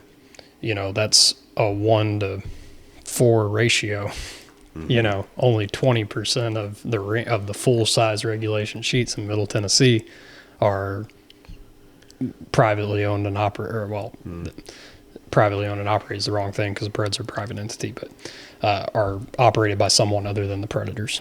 So, I mean, I think the community, as a whole, at Centennial, which is it's a long-term community. Like, I know the majority of the guys in that meeting I've known since I was a kid. And so it's a very tight niche group of guys that have all been going there for everything from their kids hockey to playing adult league. And you're talking 30 plus years of tenure with these guys. You guys got culture. Yeah. It's culture, and it's something special that you guys have done since day one. Right. Like you just said, you played there and you were the 96, 97. Right. It started with that. I mean, 60 years. Right. 60 years of culture. And Frank would tell us too. Yeah. 60. He's seen it, when it's nothing, when nothing was around. And then all of a sudden now you're like, wait a second, what just happened here? Right. And it's culture what you guys have put together. So thank you for that. Oh, wasn't me. It was the men before me for sure. It was the forefathers. There you go. But a lot of those guys, I've sat in a official's locker room with them at 11:45 at night, and getting done officiating a men's league game, and it's just I don't know, like, to give you an idea of what Centennial meant to me, like, I've got, this is going to be a silly thing, but like, first tattoo I ever got, which I'm covered in tattoos, people can't see it, but we could see it when you were on the news though. Yeah, you can't see it there. But one of the first tattoos I ever got was the Parthenon pillars on my leg to kind of pay homage to spending so much time across the street from the Parthenon growing up, because I have so many fond and warm memories of that place, and it's hard to imagine the potential for change there. And I think that a lot of people are struggling to accept that change because you just don't know.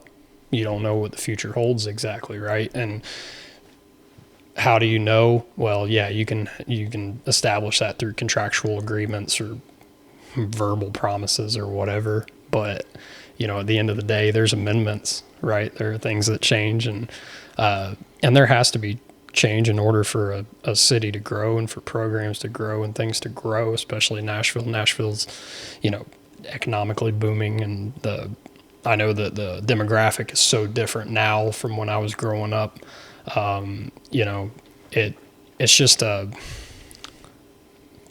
don't want to pin it on, it's an inherent fear of change, because I don't fear change. Well, I think people are scared because things have changed a lot since Frank started working there 40 years ago. And you look at youth sports, and it used to just be about life lessons and fun. But somewhere along the way, it got really intense, and it got professionalized to the lowest levels. And so people are worried that force will take over from what has been a community, and it may not have the best facilities, and the bathrooms may not be really nice, but there's a lot more than just the building. There's the people who have been there, and I think the spirit of what the Flyers have done, and ever since it was the Dixie Flyers, not a normal place for hockey in Nashville, Tennessee, right? It's always been its own unique thing, and it's just grown out, and the Preds came to town 27 years ago, and that's great. But it's always kind of been its own special area, and I think they're scared that will get consumed by the corporate sports business blob. Right. Well, I got to tell you, I mean, you look at the Centennial and you go, could it need some upkeep? Yeah, sure it does. Yeah, but every place does. But to me, it's a barn. Right. It's a barn. Right. Hockey is made to be in a barn. If you go to some of these places up north, it's a dark barn. Yeah, so what? Sometimes they have an outhouse basically in some of these places. We played in a bubble. Right. We played in one of those big air bubbles, and you're like, hey, listen. I get it. I get it. But hockey it's almost like when you go to a gym. You don't want a gym that looks all pretty and proper. I want to go to a dark, dingy gym, sweat, and get the hell out. And that's what it is. And that's what hockey's made for. Yep. Hockey is that type of attitude and personality. Right. And if you really go back to a lot of these places in Canada and up in the Northeast, it's dark. It's a barn. They call it a barn for a reason. Right. But do I want to go to the bathroom on a metal toilet? No, I don't want to go to the bathroom. I mean, listen, I'm about the amenities. Give me a little restaurant. I get that. Give me a little. Let me have a pop. Let me have a cold one. Let me have a beer. My God, to be there. But again, some of these places in the Northeast where I played, we never had a bar. We never had a bar. It's a beer league. When I came down here and I was playing beer leagues here, I'm like, dude, we drink after the games. Yeah, so do we in the parking lot. No, we drink inside. They give us a pitcher of beer, which is the coolest thing. Right. And you get the punch cards and they punch it for you. You're like, this is great. But I get it. Yeah. I mean, I'm torn. Sure. Because we always say, we're on a limited time here. Right. As a parent of a kid. I don't play beer league anymore. I'm done. I'm retired. It hurts. Everything hurts. You're old. a wise person. Exactly. Yeah. As a goalie, it's always 2 hours prior to a game. Right. I got to leave 2 hours. Get there. I got to stretch. I'm old. I'm not blowing a hamstring out. It's like I'm stretching. I'm always gonna get ready. Then everyone get off the ice. Everyone boom and go. I got to take this off. I got to relax. I got to go jump in the shower, and then I'm driving home. Right. So it's always like a 5-hour ordeal. Mm-hmm. My wife like, you're coming home at 2 a.m? Like, yeah, sorry. Right. Because that's where it is. Right. I don't want to, also too, and if it's during the day, I don't want to lose 5 hours of my family. Yeah, on the weekend or whatever. Right? I don't want to do that. So you kind of got to go, hey, listen, I'm going to chalk it up. I'm chalking it up. But yeah, as parents, we're on borrowed time. Sure. We're on borrowed time with this. How much longer our kids got? Right. We're just taking it in every day. But I get it, and we want to be as objective as possible with this whole thing, and I get it. So yeah, and to your point on rinks, like one of my fondest memories of playing is Haro Arena. RIP, it no longer exists. It got hit by a tornado in 2019 or something. Wow. Yeah, we were actually up. It's in Dayton, Ohio, and it's where the Dayton Demons used to play in the Dayton Gyms, which was like an old EHL team, I believe. And then the Dayton Demons were like a Fed League team, just rough, tough hockey. But I played in a tournament for travel that some of the games were hosted there. You walk in this place, it just reeks of cigarettes. It's like the old Joe Louis, is like the best way I could think to describe it. Not as big, not as much seating. I think it's seated 5,000 or 4,000, something like that. But it was just, it was the old school underground tunnel arena style, right? And, peel and paint off the walls. But it had so much character, right? And so much history. And for someone like me, like I remember the old bleachers at the Sportsplex. I remember, they updated those bleachers while I was still working there. Like they just got all new flooring throughout. And like I haven't, they say that there's these major repairs that are delinquent. There very well may be.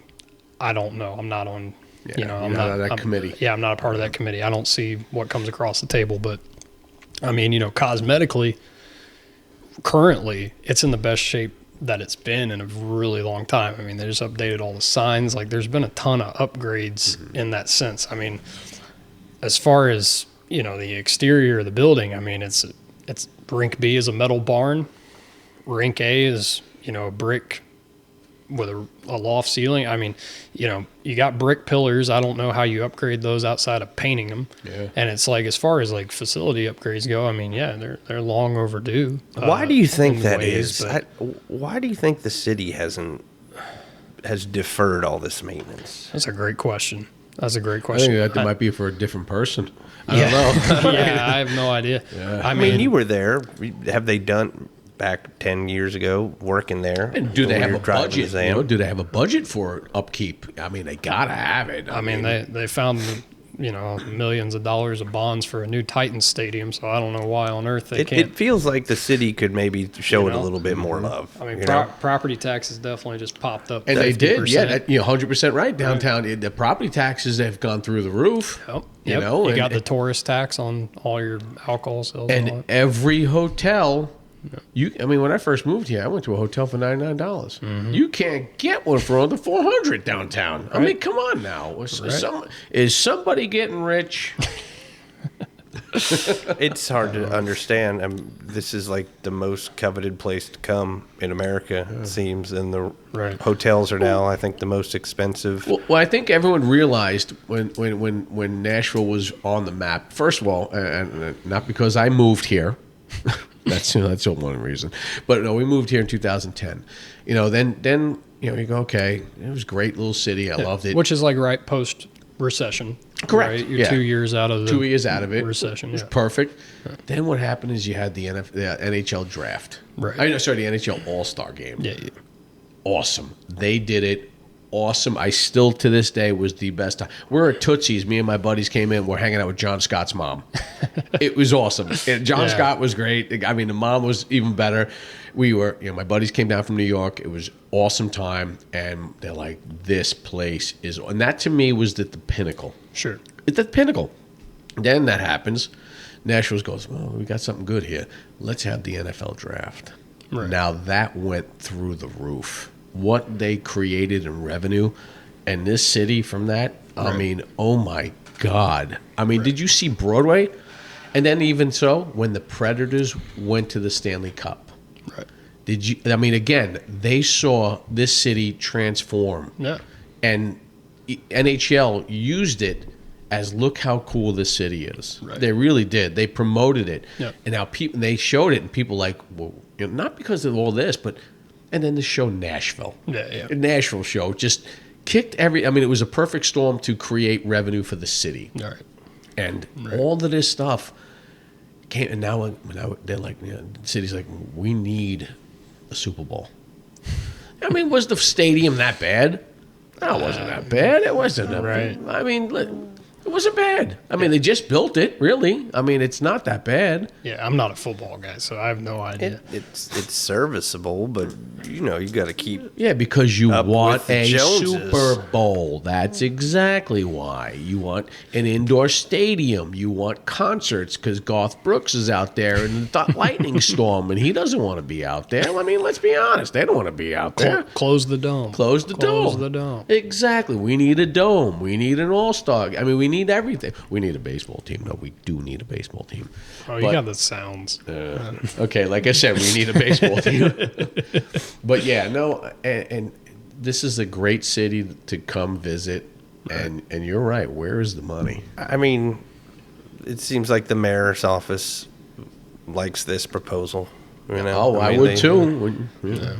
Why? I feel like maybe they were waiting on the Preds to do this. And the question that was raised: why don't the Preds just put the money in? I mean, there's some talk about who was it? Vancouver, some Canucks were throwing shade on Centennial. Dallas too, but come on. Yeah. Well, we don't care what Dallas thinks. Exactly. I don't care what Vancouver thinks either. Right. Sorry, Vancouver guys. Why don't the Preds just put the money in if they want to do it? I mean, tying it to operating it.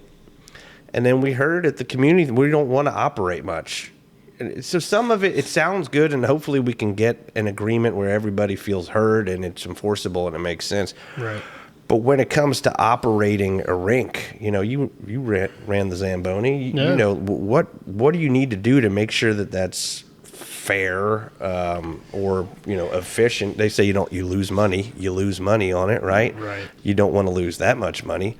But what goes into a good operator? And we heard from Frank, and he told us all kinds of stuff. He's a good guy. Yeah. But what are your concerns if someone else is involved in who gets the ice and how that stuff gets divvied up?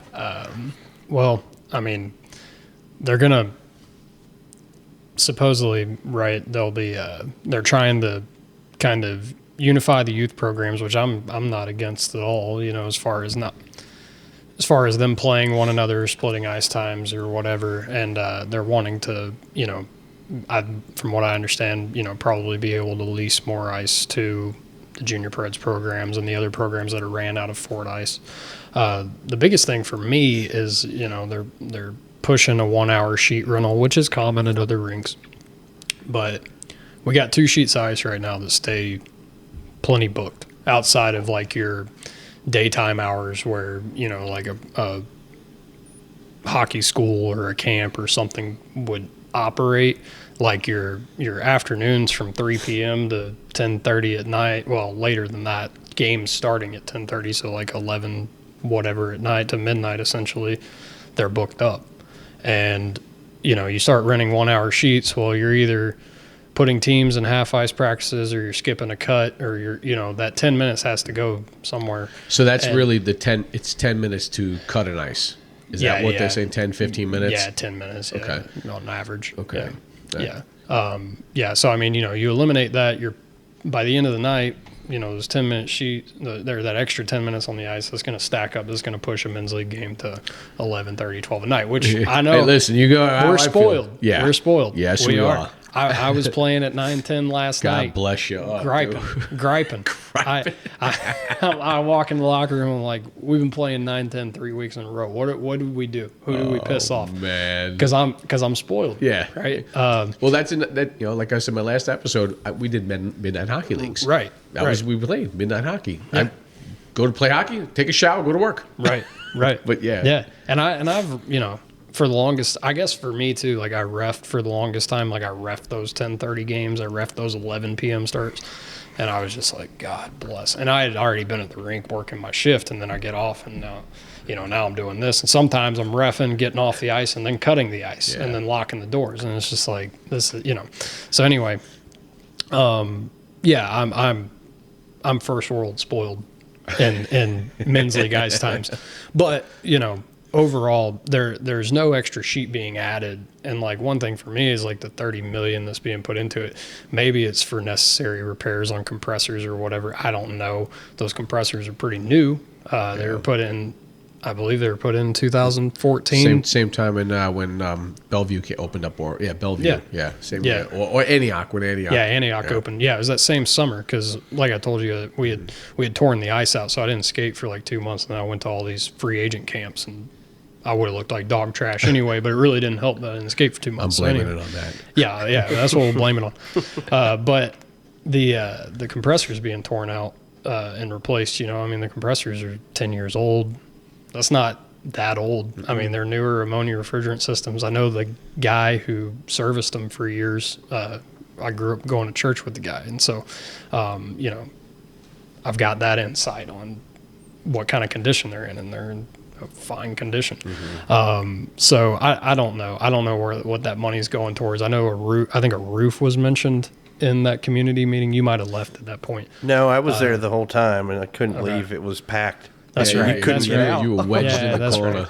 No, it was just the camera died. Yeah, the camera it got died. so hot. That's right. Yeah. And so anyway, whatever that money's going towards, I don't know what it is, but I feel like for $30 million, like you could probably put in a third sheet of ice on the back of rink A, and like then at that point you really open up your window of what you can do. But I don't know. There's infrastructure involved with that, codes, right? Like it's a different permit. Yeah, so I don't know. I'm speaking out of my scope, of expertise on that. But I think, that's one of the bigger fears is just, what's going to happen to the ice priority that the NYHL currently has. And I mean, everything that they've stated, it reigns true that they're going to honor it. It sounds hunky-dory. It sounds good. And I mean, I completely hope that all of that's true. For me, from a philosophical standpoint, if you want to get philosophical about it, like it's two different entities that you're working with here. You've got government sector, and then you've got a private sector entity, right? And a corporation. And, inherently, those two historically have two different purposes. You've got the government that's got a utilitarian disposition, right, which is for the greater good, for the public, whatever. And then you've got a private corporation that, at the end of the day, has a fiduciary duty to its shareholders, as a for-profit entity. That, like, it's not that, they're out here trying to gouge money or anything like that. It's just your inherent dispositions. Two different goals. Are completely different. And so I think that's the concern of a lot of the public is it's like, well, what is, what down the road even, it's not even the immediate change. It's 10 years from now, 15 years from now. Even so, I think, again, I can speak for me. I'm not going to speak for anybody else. Sure. And me being on the outside as a parent and as everything else to see is right. My things that I kind of want to see, again, we want to see the upkeep of it. But again, it's a barn. It is what it is. It's like going to a dingy gym. I don't care. Right. I want the culture to stay. Sure. I don't want a monopoly. Right. I want I want the coaches to be left alone. Right. Because honestly, I've said this since day one. The fish stinks from the head down, and with the Flyers organization, we have a good smelling head. We really do. Yeah, we really do. I mean, James, outstanding. Todd, outstanding. Right. All the coaches that I've talked to have been outstanding. Sure. Everybody's been great. Right. It's a culture. 60 years. Well, they get it, Yeah, they get it. They get it. It's about the kids. It's about the letters at the end of the season. It's about the fungo bat. It's not about your numbers. And it's also about reality. They're not going to sit there and tell you your kid needs to do X amount of ice sessions to get better, and you're going to go to the pros, or you're going to get a D1 scholarship. Not to say that other organizations say that. They may not. I don't care.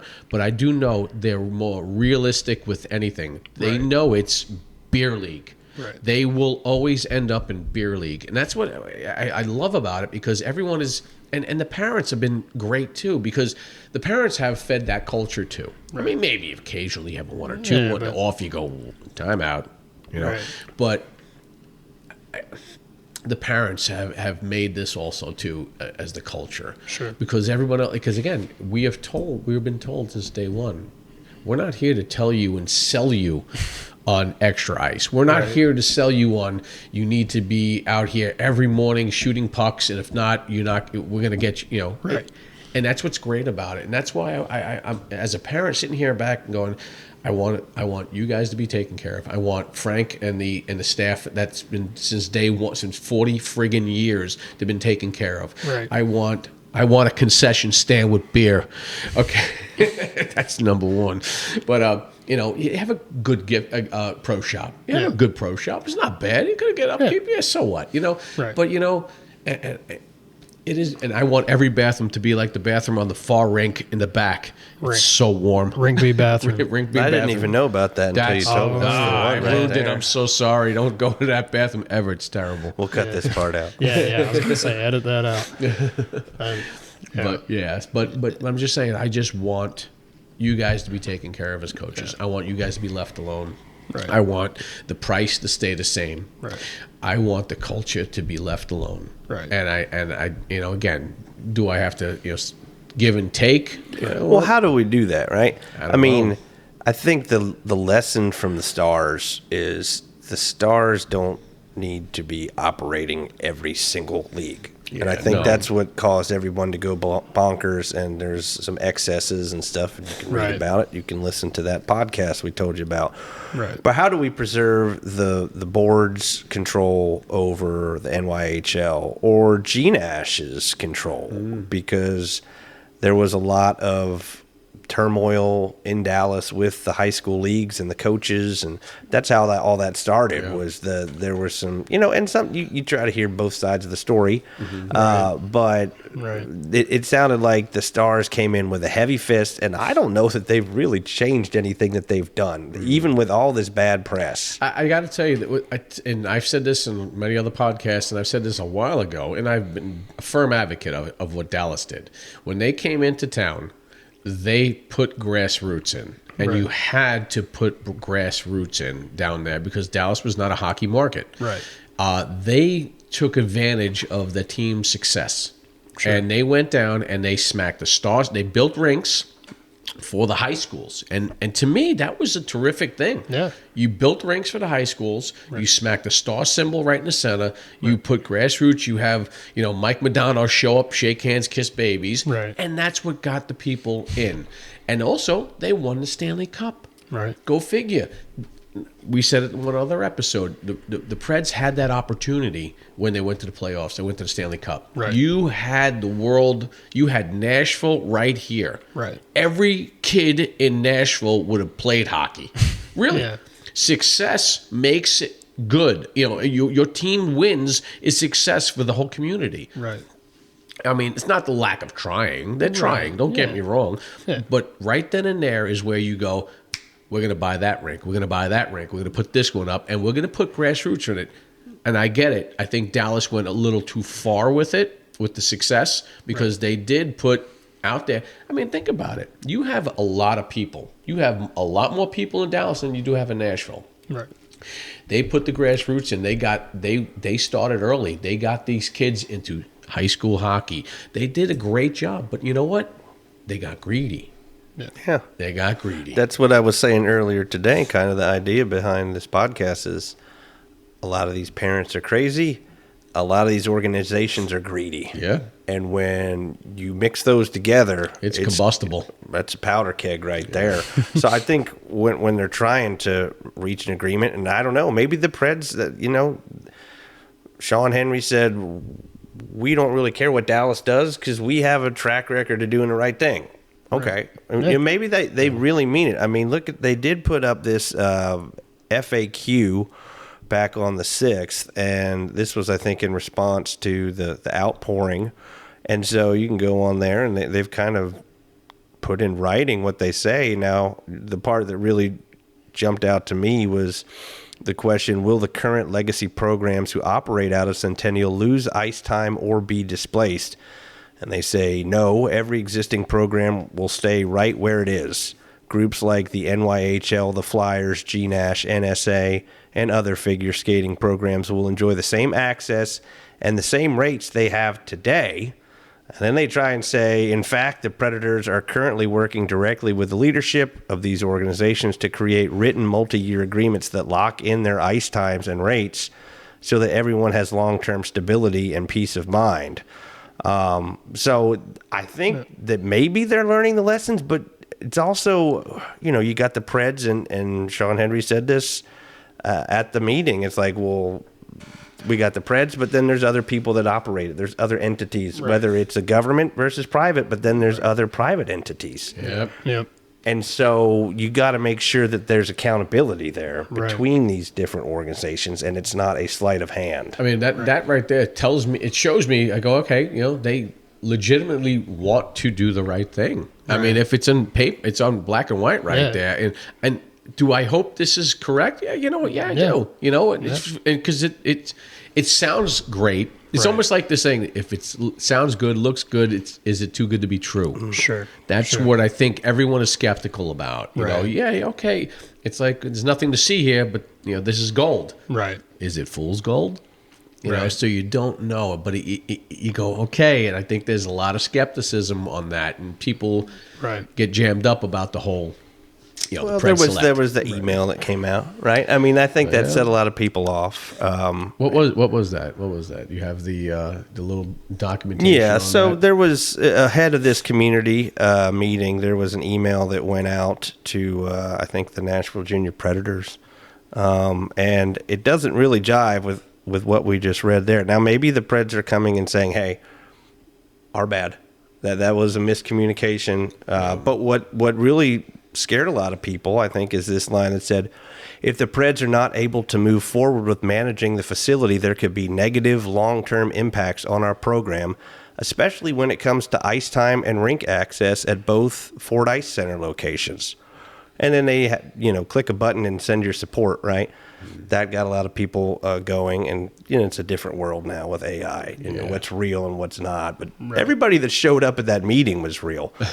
But they're saying all the right things. But that's what we just don't quite understand. Mm-hmm. And is it too good to be true when the other hand is saying this, and it's not. Are they talking about jive. both sides of their mouth? That's why I think people are real skeptical about it. I know, and for you guys, you work there. You're a coach, right? You're like, wait a second here.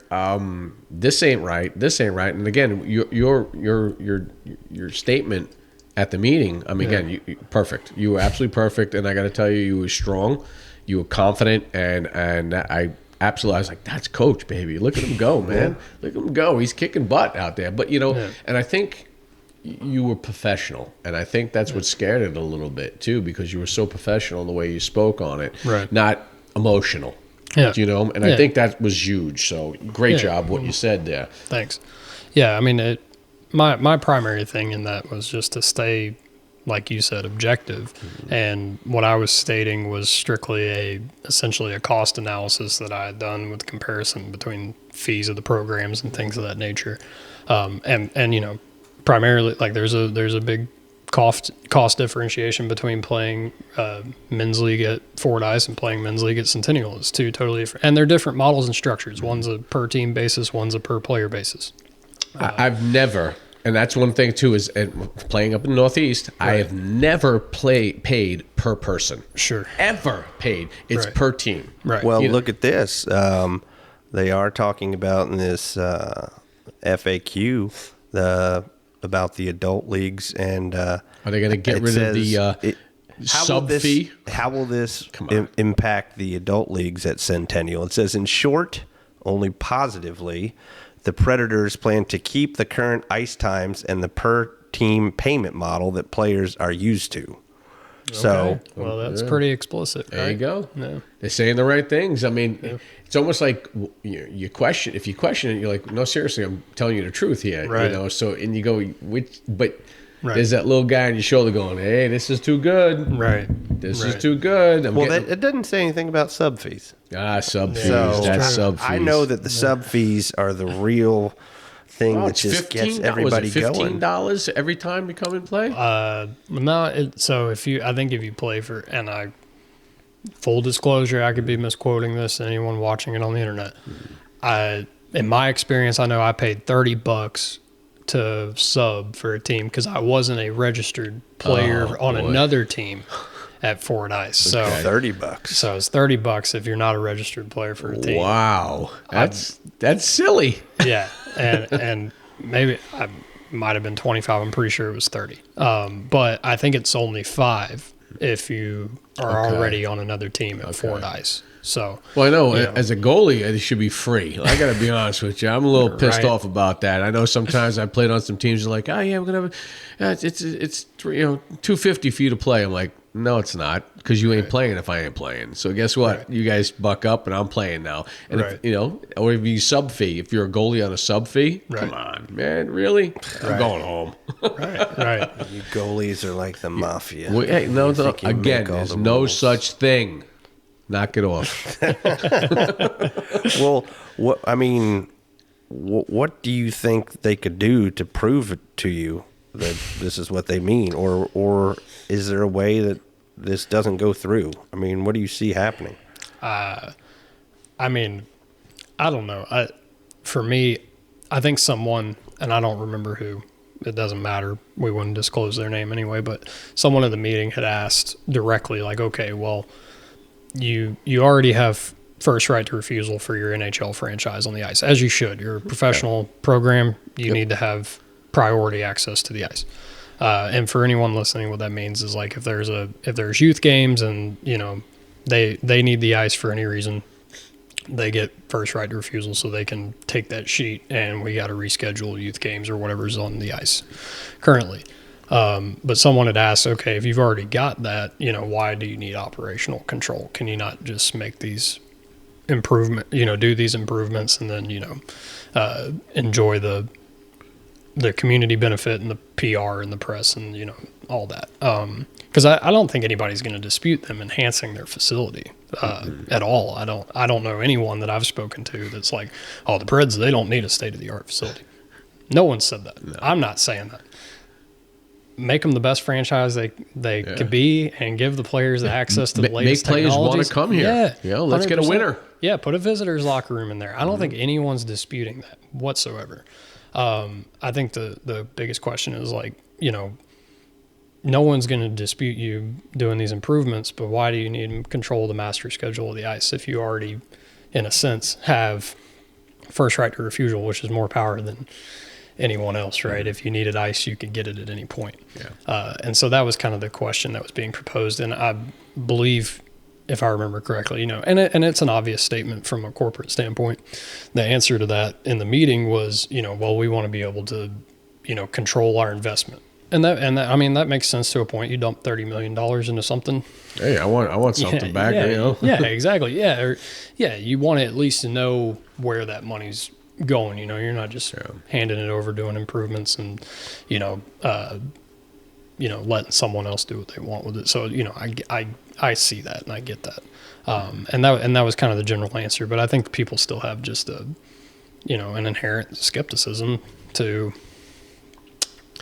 what human nature. Yeah, exactly. Nature, and it's like, man. what's going to happen to the master schedule, or are we going to lose our ice priority? And everything that you've read on this, it explicitly states the opposite, right? That everything's going to stay exactly the same. And now I hope that's the case. We did see a rendering of what it would look like at that community. Had a big. You can't put that up there. You got to put the flyers up.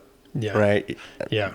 Oh, really? You did? I wasn't there. No, it was cold, buddy. Well, you think it's on the center ice. That's good, but you got to maintain the Flyers culture, and I think.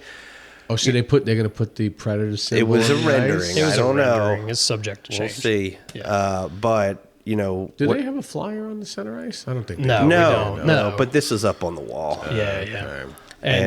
And we got so many banners and stuff hanging now.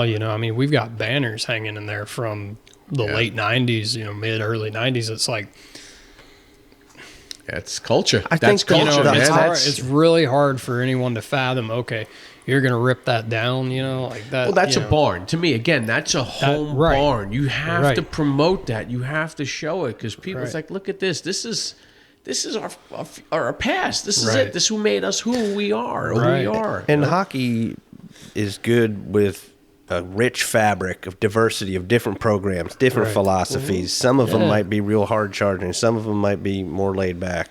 some of them may change. And when we talked to Paulie up in Long Island, we pulled up that organization chart on Long Island. There's like 30 different organizations just on Long Island. Then you go to the city, and having all those different options is good for everybody. Yep. It's good for the big dog programs because it holds them accountable with competition.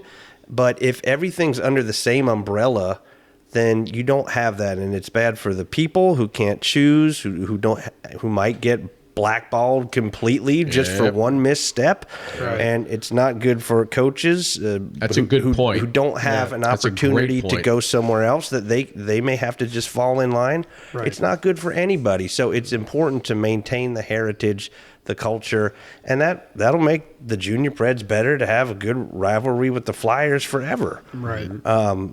So I hope they hear that, and I hope maybe some new organizations would pop up. But that's the scary part from Dallas, is they said even when people would try to start something else up, the Leviathan would come in and squeeze it out. Yep. You can't have our ice. That's it. You cannot have our ice. Right. So I hope they understand that and do not put a Predators, as much as I love the Predators, don't get me wrong. I mean, go Preds. But you gotta let people have their home rink. Fang finger. I'm sorry I had to do that to you. I'm no comment on the Fang fingers. You can make me lose my mind up in here. But I definitely like the idea about what you were saying about Dallas. And I want to say thank you so much to Katie and Lisa over there. We got to give some props to her out there, those guys out there, about that whole scenario with the USA article, and they're right. They're absolutely right. It's the Leviathan. I love that analogy. Yeah. The Leviathan just saying, nope, you can't have it because we say so. And that's no way. And I think you nailed it. Competition. That's what makes us America who we are, is competition. Right. We got a Burger King, McDonald's. Now you got Chick-fil-A, and you got whatever. What are these other places? In-N-Out Burger, baby. Let's go. Let's go. And you know what? We do have Tim Hortons that just showed up, baby. We need a Tim Hortons in Franklin, guys. Let's go. Come on, Timmy. Double doubles. I gotta have my double doubles. Yeah, but it's the liberty of choice, right? Yeah, exactly. We have Dunkin' Donuts, and we have, what's that other one? What's that other? Krispy Kreme. Krispy Kreme. But we need some Timmys. Got Shipley's here in Nashville. I'm not saying they're great. I'm just saying they're an option. Okay, all right. Well, there is an option. It's like the. I like it. It's true. There is we have a choice as Americans. Right. That's exactly what it comes down to. Yeah. So, all right. Very cool. We see our side as parents and the culture, and I definitely, love to hear about what you guys have, and we want you guys to be there and job security. Let's be honest. And Frank being there for 40 years, Frank needs to be there for another 40 more. Let's be honest. I think he's going to retire at some point. He can't. It's Frank. He cannot. Frank, he can't retire. He's kind of young to retire. He's very young. He's my age. Wow. Yeah. I know. I'm sorry. Maybe he should retire. I did. Sorry, Frank. He doesn't get out much. All right, I got to put my glasses on here now, guys. Well, that was good conversation. We want to hear people, and we want the Preds to try to come in here and explain. We've reached out to them to see if they'll kind of talk us through their thinking and whatnot. And so hopefully they're in. I did get a response back from Sean. They're in Sweden. They just got back today. He said he's going to be a little tired, so I'm not going to bother him today. Or I may just shoot an email to him on Wednesday, touch base with him, see if they would love to. We'd love to have him here. I do want to talk more about Long Island with him too. He's from Long Island too, and I know, like I said to him. We one of the coldest football games I've ever played on. I was a sophomore. They brought me up to varsity. We played his high school, and it was like -2 degrees. Good Lord. It was so cold, and I was like, "Oh God, please don't play." I was on kickoff. Oh God, that hurt. Back in the kickoff days, you're sprinting down and you're just gonna hit somebody, and I thought like my arm would just crack off. Like Terminator. Remember when he was Terminator? He got frozen. Oh my God! Yeah. Break your arm off. Like I got him. Tackle him. Well, it's really about the conversation. That's what we enjoy, and I think most people come on. The coaches get to talk about stuff and maybe learn from each other. And it was great to hear what you had to say about things. But Thanks. sometimes people are talking past each other, and they've got their preconceived notions, and maybe they're mad about this, or they were wronged, or maybe there was a misunderstanding, and the other side has its same perspective but opposite. But when you get in here and talk and hear about it, that's when I think you can make some progress. That's it. Yeah. Because we're objective. We're not going to sit here and belittle or demand anything. We're not going to do that at all. But at the end of the day, we all love hockey. Yeah, right. That's exactly it is. Hockey's a great sport, man. It really is. It has gotten really talented. And to me, it is. Again, I get a little mad. It's a little boring because I am watching the Rangers, so it's been not as much fun for me anymore. I enjoy watching my kid play hockey. I enjoy watching the kids play hockey too, and it's always fun. And I told my son today, I'm like, hey, Coach Rippy. He's like, oh, I love Coach Rippy. Tell him I said hi. I'm like, all right, I will, bud. All right. You had a fun year last year. I'm like, all right, bud. All right, well. But all right, let's discussion. So right now, what we do too is we do a little. I don't know if you've heard of it. We do a little get off my lawn segment. Sure. And it's a segment that we do here, and it's more of how you feel or how we feel too on this one. It's a segment that we have on the show that you say, okay, you want this guy hanging out with him, have a coffee, drink, me, I'll have a beer, you have a coffee, Right. you have some seltzer or whatever, I don't know, whatever. Full disclosure, I do not press my sobriety on people. Everybody gets all sketched out and they're like, he doesn't drink. Hey, you know what? God bless you. God bless you. He's still in beer league, though. That's He's right. still in beer league. That's right. He's in root beer league. But no. So, again, this is our segment here that we want, just to get you a little open and find out who you really are and what you like to do, and like somebody, throw on this called the Get Off My Lawn segment. All right. Because this is the Get Off My Lawn studios, and then right after that, we'll have more fun. All right, so here we go. All right, so you're an Oilers fan. You explained that. So we trying to make this Oiler-centric. So some of these people, you've heard of. Some of you have. So Theo Fleury and Dion Phaneuf. Oh, man, I haven't heard that name in a long time. Yep. Who's worse? See, I'd be honest with you too. I'm a little on the older side, so I kind of come up with some of these. If I knew what the segment, maybe a little earlier for you. Well, I mean, I watched the historical side of hockey. My parents are older, so my dad grew up a Dixie Flyers fan and watching NHL in the 70s, 80s, 90s. So I've got a good amount of in this case, I'm familiar with Fleury. More familiar with Phaneuf. He was still actively playing when I was growing up. I don't know. I'll probably have to roll with Phaneuf on that one. Okay, you want to hang out with Phaneuf. Yeah, I would want to hang out. So you get with Theo and Fleury off your lawn. Yeah. Fleury's off the lawn. No offense to Fleury. Yeah, no, I none taken, I'm sure. Yeah. But I tell you, my eras, I watched both of them. Theo Fleury became a Ranger. Right. But he was crazy. If you ever get a chance, another book, read his book. Okay. Crispy's in his book. Okay. Crispy's in his book because Crispy was his coach. Right. When they won the Stanley Cup. That's all right. I've always thought Theo Fleury was an outstanding, terrific hockey player, and just that little gnat that would just piss you off the whole time. Sure. And he's insane. Right. There's reasons why he's insane. I'm not going to get into it. Read the book if you guys ever get a chance, the Theo Fleury book. Yeah. Then when you go back to Dion Phaneuf and that whole debacle with him and Sean Avery. Right. And that's kind of the era I'm thinking of because unpopular opinion here, I like Sean Avery. I'm a Sean Avery fan. Listen, I love Sean Avery. When he went to Brodeur, he was doing the stick in front. We call him the fat bastard because he was fat. I don't care. So he's doing this. So sorry out there, Brodeur's fat. Yeah. Anyway, but like classic moment in NHL history, and like some of Avery's game reviews and analyses that he'll do in present day are hilarious. Oh, he is great. He's one of the best one-liner. Awesome. Yeah. You see him on Shorzy too. Oh, yeah. So you know what? Phaneuf, get off my lawn.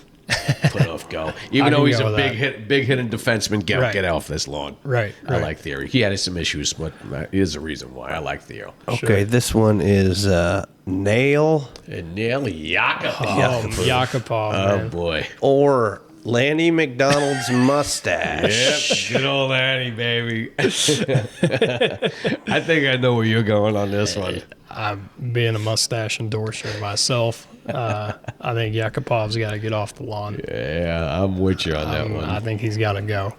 He's got to go. Now, Greg, do you know Yakupov? Vaguely. Okay. All right. Well, Yakupov was the next coming of Crosby and everybody else. He was their number one pick, and I think he scored 4 goals. 4 Yep. goals. I'm pretty sure I've got a Yakupov stick at the do house. you Oh, really? I've got a extensive pro stock stick collection. Do you really? Oh yeah, yeah. He was highly touted. I mean, obviously, went number 1 overall. Right. Now, he was going to be the man. But what is his final stats? What is the stats? What do you finish off with? It's a great question. Find out. You should go to reference. Reference is always better. Oh, there it is. Okay. He played a while. Final. Well, there's a lot of KHL time. Yeah, because he couldn't Yeah. handle it here. It was the Blues. And, He was. what was his rookie year? 4 goals or something like that? 11 goals? Yeah, 4 goals rookie year. Good God. That's MHL. That's the though. MHL. NHL for Edmonton would have been 11. 11 goals for number 1 pick. Oh, hey, look at that. Look at how it's full circle. Sarnia Sting on there. There you know go. who owns that franchise now? Who? Leguan. There it is, Leggy. Good old Leggy Yeah, loves yeah. it, baby. Yeah. But yeah, that mustache of Lanny McDonald, baby, you gotta love that mustache. When he was lifting the cup and they're throwing champagne all over him, and Lanny McDonald's a legend, right Yep. there. You can't beat the old Cooper The Cooper bowl bucket, too. That's it. You know, Gotta have that one in the old Yaffa. Matthew The Yaffas. Kachuk or Messier. or Mark Oh, Messier. Come on. I admire. We may fight right now if Well, you do listen, it right. listen. This is an easy one. It's an Okay. easy one, but I'll give a layout. Okay. We all know the answer. Thank you. In Kachuk's case, I like what he brings to the present day NHL Bingo, you because nailed it. it's kind of a lost art. Marchand and those guys are carrying the torch with it, but Marchand's getting, no offense, Little Marchand, he's older getting up tooth, there, getting yeah. a little up there. So, to have Kachuk, who I think is my age, maybe he's a year younger than me or older, to see him continuing to carry that gritty, greasy, grimy playing style, that's, I just had to make that testament to him. But without a doubt, Messier, that's not even, Thank you. it's not even a Thank you, competition. because there he is looking at me holding that cup. That's right. That's my boy. That's right. I tell you, any chance to, if you ever get a chance to read books too, Yeah. read every one of his books. I Okay. love his books. They're perfect. I mean, it just shows you leadership and how he is. It's Sure. awesome. It's awesome. But you're right, Kachuk, he is the present day of it, and those are so few and far between. They are. One of the best things I've ever seen Mark Messier did is grab Jason Blake right here by the back of his jersey, and he kept twisting it, and all of a sudden Singeing up on it him. started choking him. and Jason Blake was a very blonde, white-haired guy, Right. and he's very pale. And you seen his face turn as red as this jersey, and you just see him. Messier just keeps twisting it and twisting it. It was great. I'm like, because again, Rangers versus Islanders, that was Right. always a fun time, but it was great. Classic. Okay, well, I've actually got a rant here for a change. We had an experience this past weekend in a tournament where I thought we were playing a team from North Carolina. Yeah. It was an NC team. No. That's a no checking team Oh boy. from Canada. No So checking we team. had Have you about ever heard of that? So I had my first run in with that a couple of weekends ago. Not to cut your story off, It's- but that was one of the worst experiences it was we've the had. dumbest thing I've ever seen because there were two in the in the tournament. There were 8 teams, so we were getting into it with the Texas team, the Outlaws, and it's pretty nasty. And someone was like, "This is a no checking tournament. I can't believe these refs are letting us go." And some guy over at Gary Ford is like, "No. It's a checking tournament. We just have no checking teams." And so in Canada, there are different divisions. And the way he explained it, I don't know if this is accurate. He's like, there's people that are hockey players, then they check. But if they play other sports, then they be in the no checking league. And we're like, what? That's the dumbest thing. So we're fighting with the Texas team. We do all right, but they end up winning. And then we play this team from Toronto, and they come down, and oh my God, they were flying around, and we were like, just, lay them out. Come on. You But mean EP? EP? I'm going to say EP. The name, I'm not saying his name, but I'll say EP. If you know his first and last name, E is his first, P is his last. He didn't go lay anybody out? Because I know he definitely he should have. He really should have. It was really wild, but they were dangling all around, and they were fast, and it was like, sure, okay, yeah. so it's 2-0, 4-0, 6-0. We're like, Right. just run the clock. But we got off the ice, and I was sitting in the box. Everybody at the end of the shift, they were. Jack at the end of the game was like, I was sweating after that game, and I was like, Yeah. should be sweating after every game. Every Like, what? yeah. They were fast. Like, if you would just skate that hard with everybody, Right. you wouldn't have that problem. But I believe the way it ended up is there were the two teams came across international borders, traveled, how many hours to fly, and then played each other. And they were both from Toronto in the championship. It was the dumbest thing I've ever seen. It was dumber than the tiny goals. And you know how I feel about the tiny goals. That was terrible. Tiny goals is a So rough era. you can't. Garbage. It's like playing in the NFL, or you go up to the Canadian Football League, and you're like, well, we play with flags, guys. Yeah. So Right. come on. Oh, look! Oh, you can't get us. So if one of your Right. guys laid somebody out, was it a penalty? Yeah. Yeah. And at one Really? point, Yeah.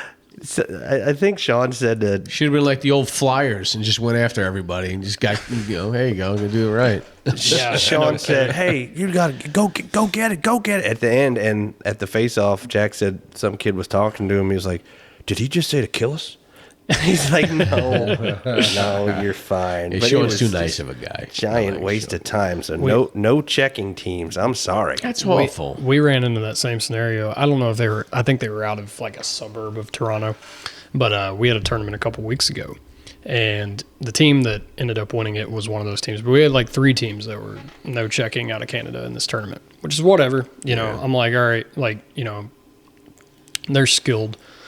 The specific team that we played was the best team in the tournament. They were blowing team. I mean, their goal diff was probably like 60-0. At the end of the weekend. Well, they can skate without worrying about getting hit. So, Right. I mean, let's be honest. It's a totally Right. different game. It's little kid or beer league. Exactly. It's not real Yeah. hockey. Right. And so, but they were walking inside of us, pounding us pretty good. But the coach had come up to me prior hand of the game, and he introduces himself, and he seems fine. He's like, "Hey, we're no checking, right?" And we're like, "Yeah, we saw it on the paper." He's like, you guys familiar with that?" I was like, "We've already played 2 no-hitting teams over the weekend, so yeah. We just won't hit you." And Right. stick on puck only. Yeah, All right. okay. And pretty basic. Anyway, he goes, well, he's like, a bunch of my kids, they're all fired up because this was the day of excuse me, I'm slaughtering your baseball That's right. terminology right now. Toronto World Series. Yeah, the World Series, Okay. the Blue Jays and the Dodgers. Yeah. It was that night. So he's like, yeah, a bunch of my guys are fired up over the Dodgers and the Blue Jays game, because they're from Toronto. And he's like, they're all excited about it, so they're not even focused, so this could be a rough game. And I'm like, I've seen you guys play all weekend, like, Yeah. don't try to patronize me, set me Yeah. up. So anyway, they brought a TV onto the bench. Are you kidding me? I swear, no joke. And the tournament directors allowed them to do it, right? So they asked the tournament director, like, hey, can we take a TV on the bench? And they were like, yeah, sure. So they got a TV, they're stream casting this or whatever from their phone. The kids are piled up in one corner of the bench, right? To the point that, and I wish the officials would have called a delay a game. But to the point that they're trying to change lines, and our players are standing there at the face-off dot, so is the official waiting on kids to come, and they're whistling like, hey, come on. Wow. Right? Yeah. So I don't remember the final score. It was rough. It was double digits. And they have allowed it. That's what Yeah. pisses me off too. Oh god. Was that Right. Game 7? Well, it was Well, no, we weren't making it to the championship. No, for of the World series. Yeah. It was the Game 7 game. Yeah. You know what happened there. Right. Yeah, I'm like, skip my shift. Skip my shift. And that's what it was, right? Like, which is whatever. But, they stomp us, right? And they're just trying to get to the restaurant or wherever afterwards. They stomp us. We get out to go on the handshake line. Their kids just beeline it to the door. Oh, boy. Yeah, after smoking us. That's classless. Absolutely classless. So, I might remind that I'd gotten slightly upset. And, I made a mention to their coach because, I guess the thing that bothered me is, you come to me before the game and you try to set us up with this whole thing. I'm my kids aren't focused on this and that. I know how good your team is. Even if they're not focused, they're going to play well. Mm-hmm. And then you come out there, beat us by double digits, and then you're just going to beeline it off the ice, not even shake hands. I don't care how bad you want to get the Applebee's to watch the World Series. Yeah, B class. Yeah. See, on something like that, as a coach, I guess I would be a little bit like, you know what? These guys are not gonna. They are gonna skate around with a carton of eggs and thinking who they are. They're gonna fly everywhere. Right. You know what? Listen, hey Joey, lay one out. Yeah, put the shoulder down. Just set the tone. Yeah. Set the tone. Just first shift. Bang. Right. It changes the aspect. And again, that's what I was telling my son too later on. I go, when hitting happens, it's a momentum. Right. I go, right now you guys are skating around everywhere. I said, but later on when the game starts hitting, you have to lay the wood real fast and set that tone because then it gets physical and then it gets and it happens. Right. So you do have to take some sort of accountability. You may not score goals. Right. Hell no, he still hasn't scored a goal. Right. You may not. You assist. You're a defensive player. Right. Your style is different than a lot of people. Right. I go, you play defense, you get the puck to your forwards, and you stay back. Right. And that's great. That's you. That's your job. Yeah. When it happens in hitting, I said you have to show. I mean, you'll probably take a penalty, and it's okay. Right. But you have to show that momentum and when hitting happens and you do lay a wood on somebody, everyone knows it. Right. I go, that's as much as you scoring a goal. That excites me. He goes, yeah, it's pretty cool, ain't it? I said, yeah, it's pretty cool, bud. So I'm like, oh boy. Yeah, I mean, you're an energy shifter, right? And that's where the Kachucks and the other guys come in. Here we go. Here's my rant. Yeah. All right, guys, my rant today. I've been noticing it a lot. We got Thanksgiving coming up. We got just passed on Halloween. My rant is people who put out Christmas decorations right after Halloween. Preach. What kind of crap is that? Thanksgiving is a holiday. Give it its due. Giving thanks. We're having a good day. We got football on Thanksgiving. We got family. Stop. You can put your stuff out, your Christmas stuff out right after Thanksgiving. This Friday, that weekend, that's when you put your Christmas stuff. Don't be putting Christmas stuff out early, especially after what about Halloween? Stop it. Go out, enjoy your Thanksgiving. You just skip over Thanksgiving. Who does thankful. that? Yeah, be thankful. You gotta be thankful. What kind of crap is that? Give it its holiday. Don't skip over it and go straight to Christmas. Put a friggin' inflatable turkey out. Who cares? That's what you should do. Stop. Don't put the candles out. Don't put the Christmas lights out. Don't put the inflatable Santa out yet. It's not friggin' Christmas. And I hate watching commercials already, and it's the Christmas commercials. And you go to the store, they got the Christmas decorations out in Home Depot, right? You go, I got the Christmas stuff, the lights out. No. Put a damn deep fried turkey out there. Do something. That's what you should do. Not Christmas yet. Wait till after Thanksgiving. And because you know what, when you do it, is when you watch that Thanksgiving Day parade at Macy's, and at the end, what's the end? Santa Claus just waving. Then you go outside and put your decorations commercialized. That's why. Gotta stop. You gotta be. You gotta have gratitude. You gotta have an attitude of gratitude. Yeah. And then your Christmas is gonna be better. But if you just skip to whatever I want for Christmas, man, you're gonna be disappointed. I think that was a good rant, right? That one got to Halloween straight to consumerism. I mean, come on. Thank you. Bring back the cornucopia. There you go. Right. Bring it back. Give it thanks. Have pilgrims run around and shooting the turkeys. Bang, bang, bang. That's it. They could do that. Man, Thank you, I think guys. We've really done a lot of work tonight. Yeah, tonight was a big one. But I want to say thank you so much, Coach Rippy. I appreciate you guys hosting me. Thank you. I know you came far away. Yeah, you got a long drive here, and I want to say thank you for coming out here. Yeah. You Welcome. know, Thank you. This is Beer League 101, and appreciate everything. We appreciate your coaching. We appreciate you, Thanks. and I'm so thankful for you. I'm giving you thanks. Well, I'm not skipping over Thanksgiving. I'm going right to you, Thanksgiving. And thanks for, thank you. Speaking up, right? Yeah. Speaking your mind. Sometimes people are scared to say anything and just whisper it, but you got up there with the cameras on. Yeah. And you laid it out, and it made a lot of sense what you said. So thanks for having the courage to do that and encourage other people to do it. Yeah. Yeah. Well, I appreciate it. Yeah. I mean, yeah.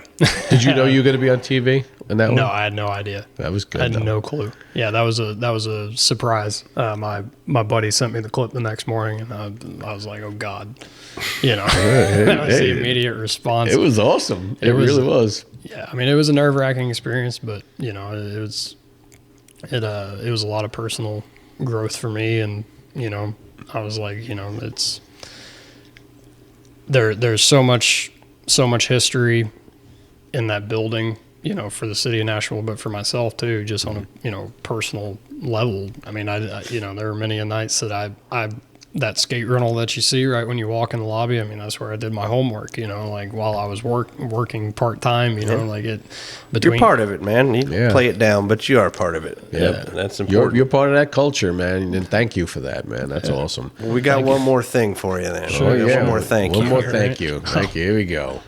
Oh man. Here we go. Fresh off the press. Fresh off the press. Here we go. All right, we got.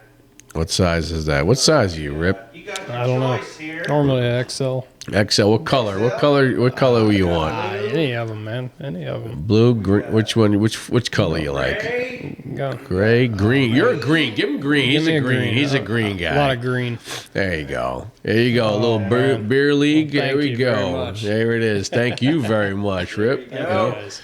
Thanks very much. Those are hot off the press right there. Wear So it with pride. that's it. You're going to start seeing people more and more walk around beer leagues. Like, right. hey, I know that guy. That was on the show. I was on that episode. So, but again, man, I want to say thank you very much for coming out here. I know it's far, and I appreciate everything. We definitely appreciate your coaching, you taking the time out and doing that, especially when you don't have kids. Sure. And I know that's huge, man, and it means a lot, and I appreciate it. And I tell you what, my son will always remember you. He's like, I love Coach Rip. I'm For like, better or worse. Nah, for better, man. He really likes you a lot. So, Well, thank you. yeah, thank you. Yeah. So, everybody out there, I want to say thank you very much for tuning in to Beer League again. If you want, follow us on Spotify at Beer League. And then you have us on TikTok at Beer League Live, right? Beer League Live, and on the TikTok. And we also are on the YouTube. I'm showing my age. The TikTok, the YouTube. The 6'7". The 6'7". Hello, ever there. All right, so the YouTube at Beer League Live. And right, Beer League Live. That's right, baby. And Go then live. Everybody, if you have some questions or answers or whatever you want to tell us about who you want to have on or anybody, make sure you go ahead and send us an email at beerleaguelive@gmail.com. Hey, I just want to also throw out there my Patriots hat here. Was up there in Patriot this weekend. As you see on one of the TikToks here, I got to tell you, man, it was a great experience, great fun. But I don't think I'll ever go back to a football game again. Oh God, I don't think I'll go back to a football game. It was fun. It was a great time. But the Jets, Jets, Just a bunch of damn Jets, Yankees, a bunch Jets, of animals Jets, up there. They damn don't know well. how to behave when the team plays well. No, they don't. They don't. There was almost some scuffling. A lot of scuffling going on. Yeah, here. I'm those not are the going to say videos you who. didn't post. I Yeah. didn't post those scuffling, but I did post a video, and I think it's a pretty funny video. I sent it to Greg. And when it's like third down, you got that big D. The guy that holds the D in the fence. Defense. You're like, okay, it's a defense out there. There you go. And it's, you got to make noise. You didn't make enough noise out there. So, it's third and long or third and short. You like, maybe fan make noise, and make noise. And They got a first down. They didn't make You enough are an old noise. man. Get off your own I lawn am there. off my lawn. Well, again, thanks everybody out there in podcast land. Love yous. Thank you very much for everything. Greg, always a pleasure, brother. Thank All you, right, buddy. guys. See you next time. Good night. Peace.